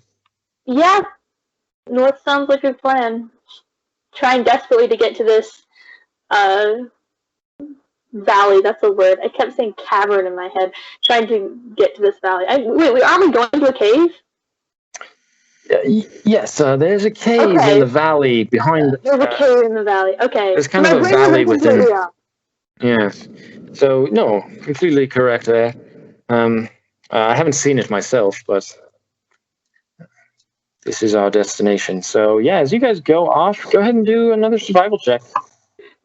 Get me out of these enchanted woods. Heck yeah, it's a 14. Nice. So yeah, it seems like you guys are making decent travel through the woods. Surprisingly, you don't really get up to any kind of difficult terrain like with the mountains or anything. But you do begin to come to the edge of what appears to be the wood. The trees start to thin out, and as you guys kind of break the canopy of the trunks, you guys kind of see the lands before you. It's actually just a large flat plain, though. Let's see. And you see the sun, which has risen a bit. It's not quite midday, but it's behind you. But yeah, it's just this large flat plain. Not what I'd expected. Where are we? And just for clarification, we are, like, my mother's letter said something about finding magic users, right? Like people who use magic? It was more just like a cave that might help you. Okay, it's like a caves in general that might help. So we are looking for some kind of cave in the valley. In that case, Cassie is going to kind of turn to Joseph. Well, we are looking for a cave, so I imagine it might be around the edge of the valley, towards the mountains a little bit. Maybe perhaps we should walk around the edge of the valley in search. We are looking for a cave, after all. Yeah, very good. At your command, Cassie. And, you guys can trudge off. You can... So you want to go kind of to the edge of the valley? So do you guys want to go... You go left or right, basically. Yeah, I think we start left and just kind of, go around this valley clockwise. I don't... it sounds like it's a fairly large valley, right? Yeah, it kind of stretches off as far as you can see. There might be, some water that you can see, like a river or something in the distance, but it's hard to make out from here. Just a valley, just a plain, really. In that case, yeah, I think we'll probably go around the edges looking for some kind of cave that she's imagining. Like, if it's a valley surrounded by mountains, she's going to just look for a cave of some kind. I mean, she's never been here. If I can make a check for that or whatnot. Yeah, you can make a perception check.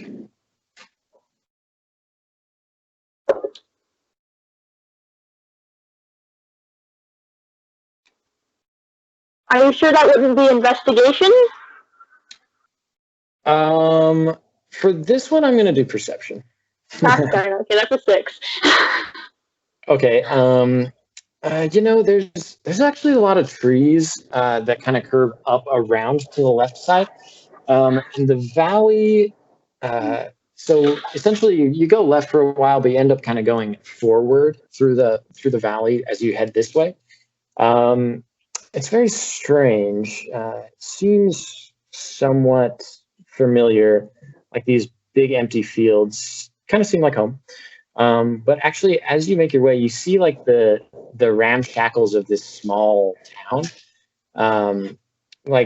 Seems like these buildings are like essentially falling apart. There's only a couple small buildings, kind of like the farming villages you were in before, but more decrepit, more just like run down. So you see that off kind of to the left and ahead of you, as well as like a river alongside the little town there. I imagine Cassie has the same audacity for continuing to always look at ruins. I really like finding old things and old cars in forests. She's definitely going to check out these ruins, maybe even like forgetting a little bit of what she's here for. I don't imagine she's seen a lot of like a ton of this in her life. I mean, just very much her first time ever really leaving home. So she's fascinated, and she'll go check out these ruins. Probably still like generally keeping an eye out for anything like a cave, but more like just anything interesting. As she goes and kind of hangs around these ruins a little bit while she's searching. Okay, yeah, definitely. As you guys make your way over there towards this rundown village, it's kind of like the trees are definitely going to be behind you. There's more plains on all sides now, and as I mentioned, this river up a little bit further past the village, which seems to run kind of north and south. Although you're not really sure, you're a bit turned around.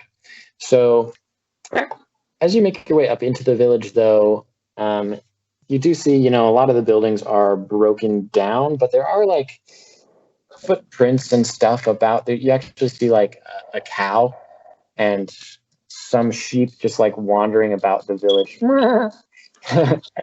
But there might be like a goat and stuff. You don't see any people, but it doesn't seem uninhabited. Okay, so it does seem like somebody's still here. Yeah, it seems like there are people who live here. You just don't see anybody, just some animals. I think that Cassie would not be as suspicious as I am as a player, so she would probably actually look for whoever lives here and want to ask directions to find this cave. Perhaps they know of this cave. There's a lot of ground to cover, and that could clear us up some time. So she might go up to one of the doors and like knock and kind of look around. Okay. I imagine that Joseph's just kind of like trailing behind her. I'd definitely say kind of the first door you go knock on. As you knock, the door just kind of gives way and reveals this kind of empty house inside. It's dark and there's this like gunk all over the ground, like hay and dirt. This house seems empty. You can definitely try another house though. Yep, she's gonna knock on all the doors until she finds someone or nothing. She wants directions. One of the doors is locked and nobody answers, but the third door that you knock on, which is kind of the only other house nearby, there's a couple other houses you can see in the distance that are similarly run down. This one, as you approach, actually, you hear somebody inside. You hear some muffled voices. So yeah, you can go ahead and knock if you'd like. Yep, totally gonna knock. All right. Please don't be. The voice is quiet as you knock and kind of hear some other murmurs. And eventually the door kind of creaks open. You're like, hello, who's there? Excuse me. My name is Sarah. It's lovely to meet you. I'm in these parts looking for a cave. A friend of mine has pointed me in the direction, and I'm afraid I'm a little bit turned around. If perhaps I might be able to get some directions. Ah, indeed. Nice to meet you, Sarah. My name is Dry, and I can help you with directions. I don't get many travelers. Sorry for the delay. But of course, where are you trying to go? I do apologize for startling you. Oh, it's fine. Thank you. It's kind of this older man. Not like gray hair or anything, but maybe like later 40s. But he says, yes, where are you trying to go, my dear? I've been told that this is the Valley of the Crows, is it not? No. This we call Slindersville. Valley of the Crows. Not sure where that is. This valley, we call it the Twisted Valley. If you'd like to find a happier place, I would head north past Crystal Lake. I appreciate the advice. We are, this does appear to be labeled as the Valley of the Crows on our maps, but we are looking for a cave. Do you know of any caves or crevices, ravines, anything of the sort anywhere nearby? Crevices. Not except for in the walls of the houses. No, I'm sorry, my dear. Let me see your map. Where are you trying to go here? I think she's more trusting than I am. She would definitely pull out her map. Right here. Here, see the Valley of the Crows. We've come up through the forest, and luckily that's all the direction we got to find a cave here. He'll take a moment, kind of look it over, like touches a few locations, but he says, like, I can't make much of this. I'm not sure. I'm not a learned man. I apologize. I'm not familiar with these lands too well. Do you have a different information? Very well. Might I ask where all the people are? I'm happy to have found someone, but the houses seem to be abandoned. Is everything all right? Oh, yes, our town is impoverished, but we used to be better off. There are some who come and they go from the woods. They are the wild people. This land has fallen sick, as I've heard many have. Is there anything else I could do for you, my dear? The land is sick, you say? Yes, many have fallen ill. She's gonna take a step back as someone in the Middle Ages. Take a step back from this man. I don't know if the Black Plague has existed in this world. But Rona. Yeah. Not by such names. Back. There's been some plagues recently, though. Okay, so I think she would be cautious if he's saying that, like, no, the land isn't cursed. No, the people, in fact, are, falling ill and dying. So she'll take a step back, but then realize it's rude and, like, take, like, half a distance forward. So she said to just take, like, half a step back. I'm so sorry to hear that. Is there anything that we might be able to help you with? Me and my brother Joseph are here to help if there's anything we can do. Well, you would like to make some money, we could always hire a helping hand. If you need a place to stay as well, you can stay in the old miner's house behind. And he points to the house where you knocked first, the empty, vacant house. Goody old decrepit thing. Okay.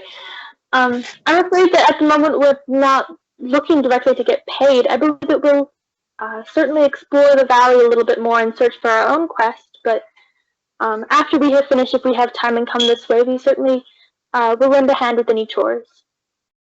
She's like taking slow steps back. Thank you, dear. He'll say, God be with you. And be with you as well. Watch your words. As you kind of turn around, I would say that Joseph would say to you, strange. Did he say where we're at? He called it something like the Twisted Valley. Some kind of town name. He claims it's not the Valley of Crows, which certainly is very clearly marked on our map, and I don't think we've gotten very turned around. We might have gotten turned around to the forest, but I can't imagine this is the wrong place. Twisted Valley. I've heard of these lands, and he'll kind of gesture for your map.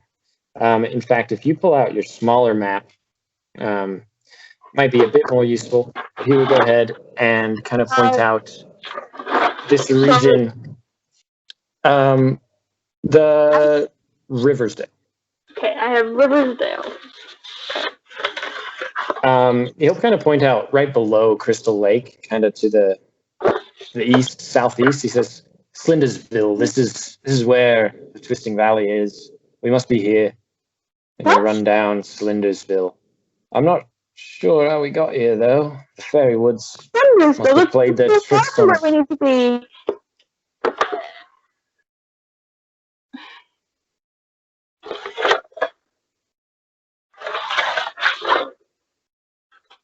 I'm thoroughly confused myself.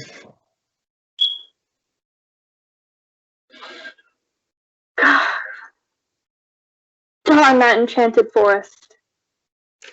'Tis about midday. We could stay here, like they suggested, or we could. Well, if we know we are, in fact, at Slendersville, perhaps we can be barren ourselves. I would like to see the Crystal Lake, if I can. Of course, we should be able to make it by nightfall. Not too far out of the way. Then that is what we should do. If we're here instead of the valley. Very well. And he'll bring the horses around and help you saddle up. We should make haste, though.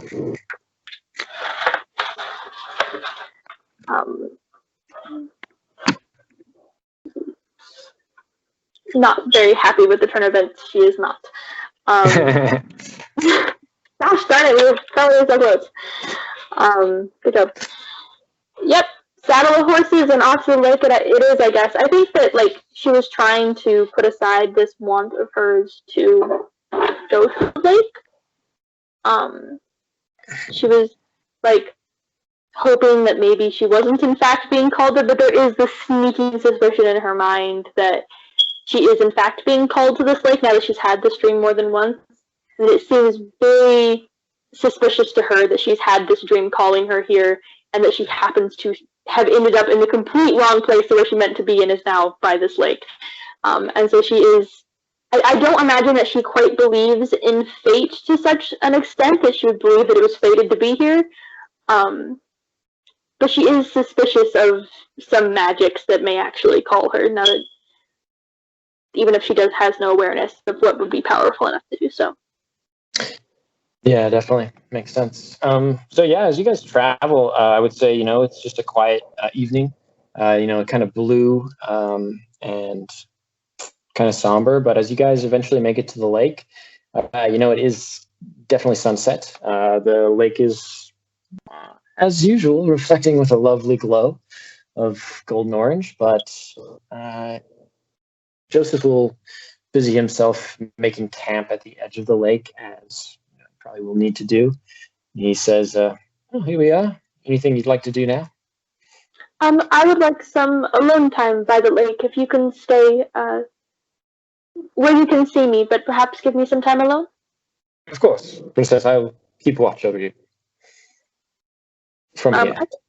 I think she's going to, and like, if I don't have much experience with this, I imagine there might be like either like a protrusion of rocks where like the rocks are dry and like there's larger boulders, or maybe like a spot of driftwood, a place where she could be like maybe not too far into the lake, but like over the water in some way, as far out as she can go and still be dry. Yeah, there's all manner of things about the landscape there. So make a perception check, but there's definitely some rocks, some big boulders, some small sandy areas with like a little bit of reeds, and there's also notably some very large like quartz crystals scattered around that like stick sometimes out of the lake itself or just out of the ground, and also smaller fragments of crystals that are pretty common. Okay, that's a 12 on perception, as she tries and makes herself like as close to the water as she can get without getting wet, essentially. So if you would like a large rock that kind of hangs over the lake, you can find one. Okay. And sit there. And I think she's gonna sit down, and she doesn't quite know what to do. She's had these dreams of the Tanner boy, and I think she's just gonna stare out into the point of the lake where she has been in these dreams, and to like trying to orient herself to like she couldn't see the shore, so she doesn't know where she was, but she sat there thinking. I don't imagine that she would know it like any ritual or how to call. I think perhaps she might fall into some sort of almost a meditative state, just kind of pondering on this dream and like perhaps why she's been called here. But I think she'll end up, even if she's not like actually sitting down deliberately meditating, that she'll fall into kind of a meditative trance, as she thinks. I think definitely so. And I think that is a good call because eventually, as you just kind of meditate, I will say, kind of in your mind's eye, you begin to see the Elric boy, Tanner, as a druid who kind of appears to you much in the same way as your dream. You get the same sense again, but he'll come and say to you, thank you for coming, Cassandra. I can speak more freely with you. And one sec, we'll put this on. I imagined, Tanner's got one of these. He's got to have one. It's what the kids wear nowadays. And you'll say the druids have much for me to tell you, but do you have any questions for me first? And you have not been very responsive in the past, but where have you been? Why are you here? You're a druid now? Yes. Much has happened since I saw you last, Cassie. I don't have much magic to communicate with you here now, but I can answer some questions for you before I fulfill my part with the druids. After that attack in our village, and I was sent away, I always wanted to tell you that I was sorry for blabbing my mouth about the lights in the forest and the magic, but as the druids have told me, it can't be helped. Things will follow a prophecy, they've told me. But I'm glad you're all right. I always felt I had done you a trouble. But regardless, I was sent away to a village like this, to the south, Slindersville, where I lived for some time. There are many in the region who are sympathetic to the druids' plight, and there were many conflicts in the village between the wild men and the kings. But eventually I went to make shelter in the woodlands with the druids, and that is when I found some solace in these prophecies, and I knew I would be able to see you again. I am glad that you were well. I have missed you, and I have not been able to find any word of where they had taken you. But what is this prophecy of which you speak? The druids have made some sort of prophecy. What do I have to do with it? I want nothing to do with magic. Take it. If someone can take it from me, I don't want it. I am sorry, Cassie. No, calm down, please. I cannot take your magic, but I have a different mission. I can help you to control your magic, to find solace like the druids have. I have seen much of your travels through stories from the great elder druid. I know you may have been lied to by some criminal man below the watchtower. There's a sorcerer who will rise. I don't understand all the prophecy myself. My elder will explain better, but I know it is fated for us to meet, and fated for you to learn to control your magic. There's no other way for you. She kind of looks off, kind of gloomily, at the lake. Are you here right now? I guess she's meditating, so she kind of like looks away from him in the state. Like, are you nearby? Can I see you? We are near the lake. Yes, I will come see you soon. I must first impart some information to you in this dream. A warning first, if you do not control your magic, these lands will be plunged further into disorder and war. This is why the druids have chosen to help you here. According to the prophecy, you can help us return, not be outcasts from society. That is their main goal. I am with them. I'm sure you would like magic to be more accepted as well. The word knows our lives would be made easier if this was the case. Well, I will need you to enter a deeper state of meditation to tell you everything I've come here for. Cassandra, please clear your mind, close your eyes and focus on my voice. Feel a sense of calm rush over you as you float above the lake and begin to meditate. And feel all the powers of life and sense your mind and sensations. Become aware of these. I want you to think and search through your body. Feel what is this magic energy that drifts through you. Draw your awareness to your breath. Begin to notice the way that the magic world influences your inner mind by way of your life force. Meditate on these thoughts. Be aware of any sensations that are present as you sit by the lake, as you inhale and as you exhale. Notice if perhaps this awareness bridges the gap between the magical realm and your inner mind. Notice your connection with everything around you, deepening as you continue to breathe. You may wish to close your eyes and sense the world. I would call you again to notice the surface below you, imagining there are sturdy roots beginning to grow. From any place you make contact with the earth, feel these roots reaching beneath you, slowly breaking the deep, thick soil and the lake below, which draws nutrients and supports you. See if you can feel the roots feeding you and giving you life and magic, the energy of the word. See yourself surrounded by this environment. Now, Cassie, allow this visual to dissolve, but remember that the world, the air of Vethu, supports you. Even when you're not conscious of this, the roots are still there. Now, I want you to draw your attention to the crown of your head.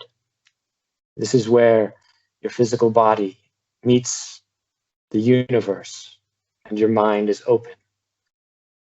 Be aware of the descending energy, like a golden thread from the divine sky that slowly drips and enters your eyes through way of this third eye. This is your spirit. This golden thread inspires and lightens your world and gives you this magical energy.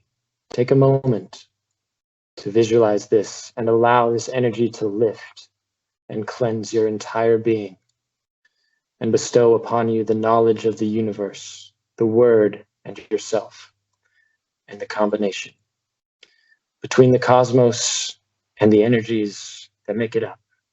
You are coming to witness your being as both human and divine. You are left with a sense of deep connection to everything around you. Awareness of the spiritual realm has now been achieved. We can continue to our destination of the spirit world. I wish you to be reminded that you are always in control of your journey in your mind. Use your breath to anchor you if you wish to return to your body. Know that you're completely supported by the druids and myself, your friend Elric. This universal power of the words of knowledge will accompany you as well and protect you and show you the way to understand yourself. Feel the brushing waves of Crystal Lake form an energy as you inhale. This also strengthens your powers. Exhale any doubt and unease or uncomfort. If thoughts arrive, simply observe their presence and release them. You have now become aware of the spiritual realm that is all around us. Your crown has been opened and you have unlocked, with my assistance here, Cassandra, the power of the mage's wisdom. At this point, as you reach a deep state of meditation, you will level up to level 1 and you do have basic control of your wizard spells, which are Dancing Lights and Shield Touch currently. However, you can also think you're going to choose another spell here, another cantrip that you're going to master. So you can choose that, and there are some other things that are happening, but just be aware you can make this choice of another cantrip, and you're definitely going to have this feeling of mastery and casting these whenever you want. So yeah, you're a level 1, but yeah, let's see here. As this awareness kind of comes over you, I guess any thoughts? You're still meditating. You're not going to really come back to your body quite yet. I think Cassie has completely thrown herself into this. She's followed what like this guided meditation he's pulled her into.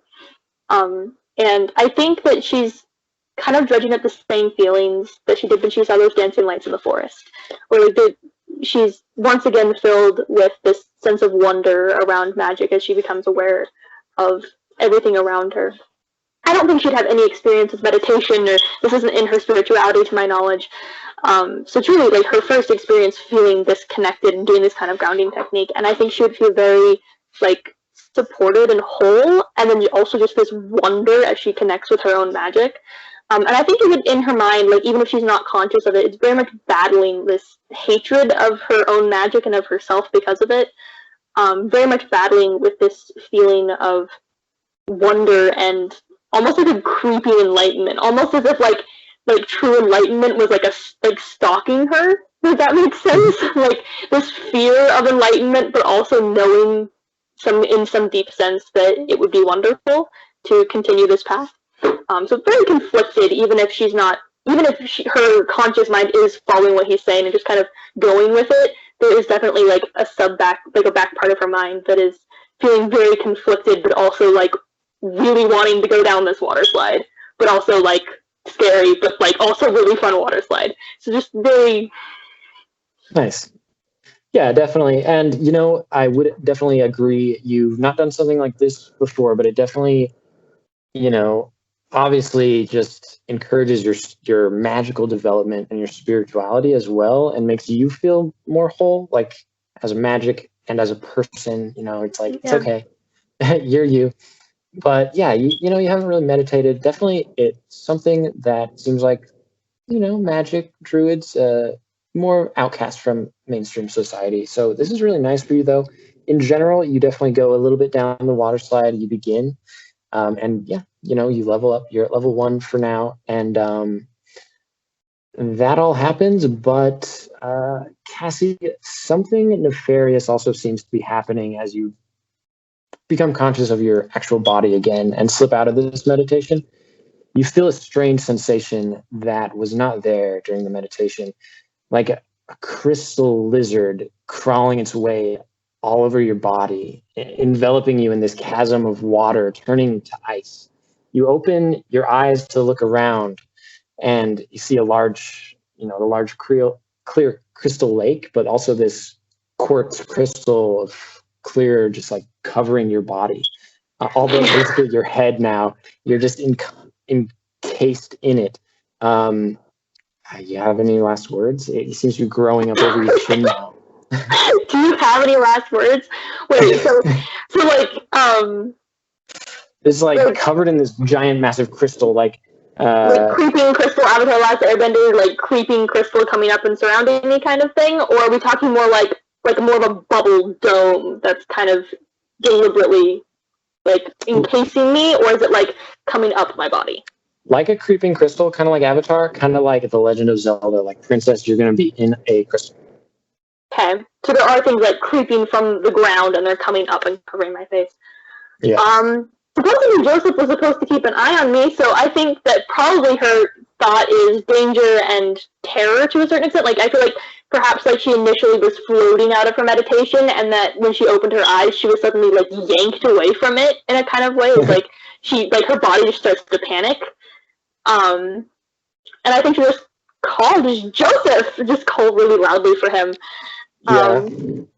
You hear some clank of metal and some footsteps as he's coming that way, it would seem. Quickly, he's running over to you. But soon this crystal does grow to cover you and preserve you in a sort of dreamless sleep. You're not going to have your reoccurring dreams, but Just you do remember your 3 reoccurring dreams during this time. But as you kind of leave again the material world, you think about anything you would like. Eventually, you're kind of meditating again, and you enter this strange, dreamlike world. If there's anything you'd like to do, actually, while you're just in this kind of limbo area, you could practice magic. You're like in an empty world right now. like a void. Yeah. Like it's thrown her back, like taken her from her body, empty voided her. She's no longer aware of the outside, kind of thing.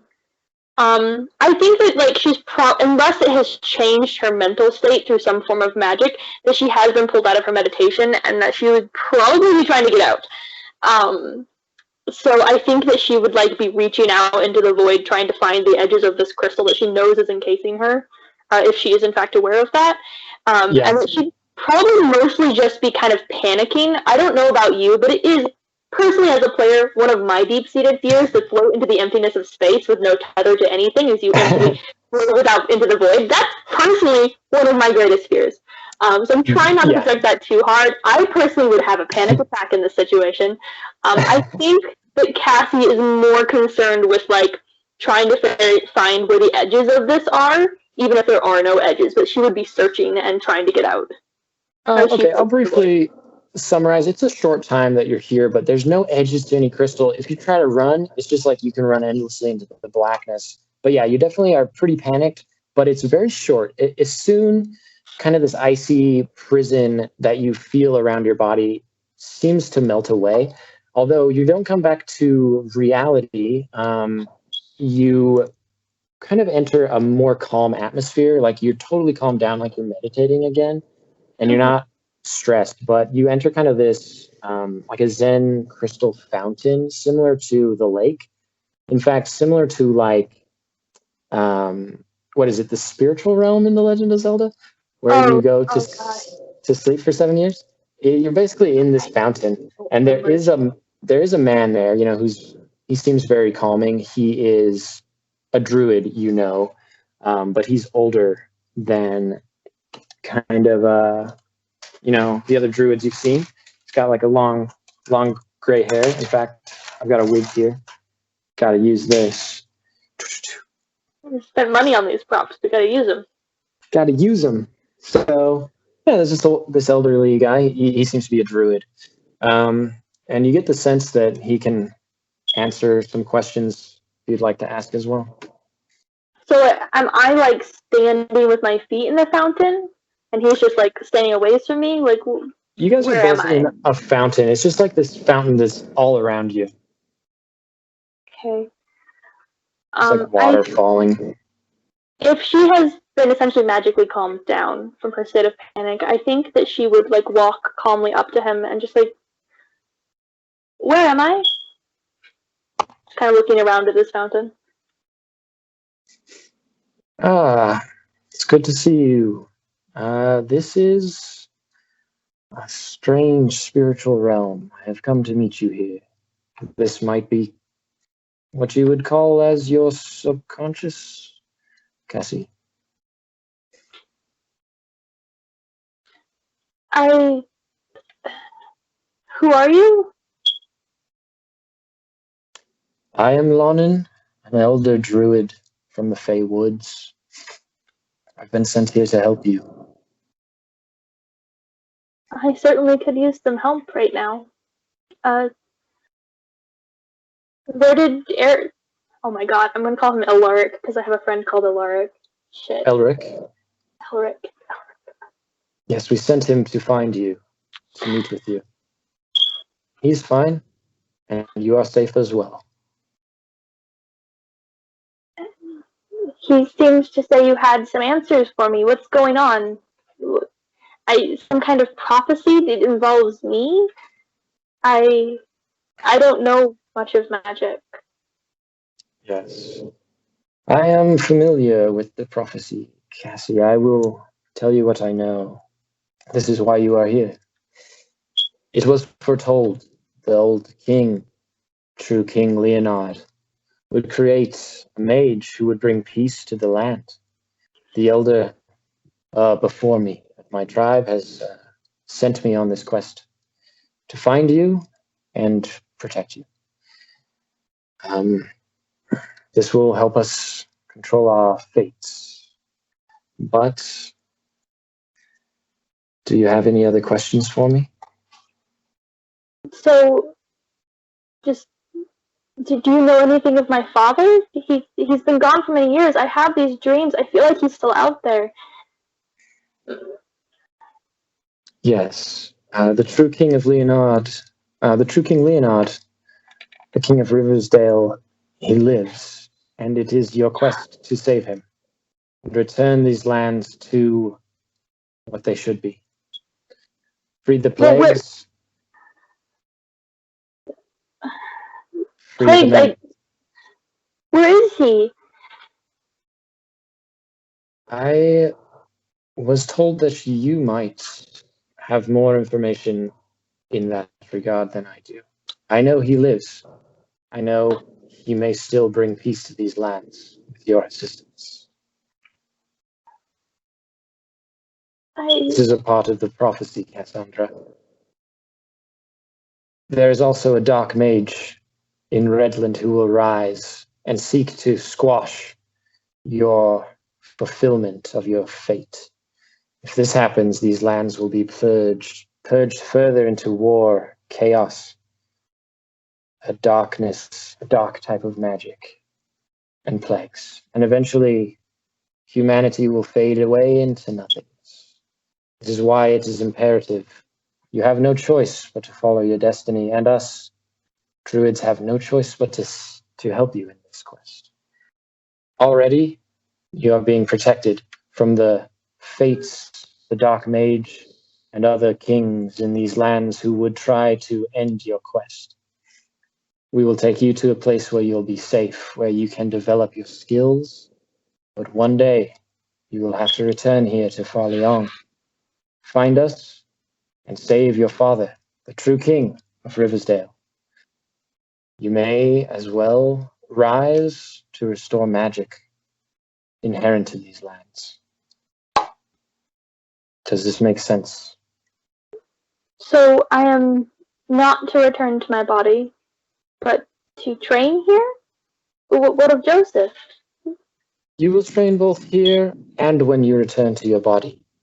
We will transport your physical body to a safer country, where you will not be destroyed, where you will be free to develop, but then you will return to Farleon, if this makes sense. I can train you but for a time. In this fountain, time does not pass as usual. In the real world, I believe many years may be passing already. But trust me, you will be safe.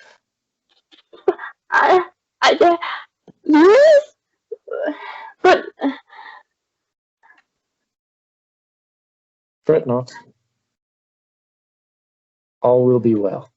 This is the only way. Are you sure? So it has been foreseen. Now, I can grant you another magical training. I think there is time if we hurry. Time passes very quickly in this realm. Is there any specific type of sorcery you'd like to acquire? Oh, you want me to make my choice on my cantrip now, do you? You don't have to make it right now, but during this time, this druid will be able to train you, and you guys can learn that one other cantrip that you want, which is actually like your first level spell. So you'll have those 3 spells when the campaign starts, and we can just say, you guys train it out for sure here, and you're going to eventually master that, which isn't too hard, and there's actually not too much time that passes while you're in this area. It's like maybe it feels like a day max to you guys. But you're definitely able to master whatever spell of your choice. So 1 first level spell? It's a cantrip, actually. Okay, so one first level wizard one wizard cantrip is what list I'm grabbing from. Yeah, and if it's not on the wizard spell list, you can ask me if it's okay. But if it's on the wizard spell list, you could probably do it. I might look at some other spells. Cantrips should be totally fine though. So yeah, eventually that happens. Eventually though, you will awaken from the crystal fountain. Just to wrap this up, essentially, you will see Elric Tanner in the flesh, and the knight Joseph at your side as well, as this crystal kind of cracks and crumbles down around you. There is but a brief moment here, and you hear Elric, apologizing to you, Joseph, saying, "I think the wood, she breathes." Both of these men appear older than you remember them by, several years. A couple of years, I would say. So Joseph has a bit of a facial hair. Obviously, Elric's older than you remember him as a boy. But even Joseph seems several years have passed. But he's just praising the wood, as it were, that you're alive. Both of these guys are just right there. You do see a couple others in this room. You seem to be in a large tent. There's sunlight filtering through the fabric of the canvas. And it seems like no time at all has passed essentially to you, maybe a day, but obviously it's been years. There are several others in the room. Your eyes fall upon a few people who are just entering, an elfin girl and a man with brown hair. So this is where we're going to resume our new campaign though. And that's going to be on a different day next week. So yeah, anything, any other thoughts? Very tempted to just mute myself and do a little bit of screaming. You fucking Legend of Zelda me. Holy shit.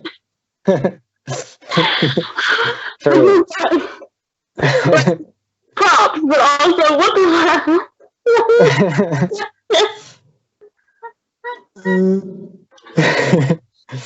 Yes. I was excited for that. Good job. You did a really good job. Thank you. So much Zelda this session. And Avatar. I love Zelda and Avatar. Subverted my expectations. Very much so. I was expecting to find a bunch of crows and maybe fight them with my companions. You have introduced a much more interesting plot than I had initially thought I would be participating in. As a player, I am elated and so very angry to have my not angry is the wrong word. Flustered. That's a better word. Very flustered. Good job. Good job. What the fuck? Nice, thanks. Yeah, you cut out a little bit there, but yeah, sounds good. You can still one day go to the Valley of Crows. We're good. We're good. You're almost there. You're far away now.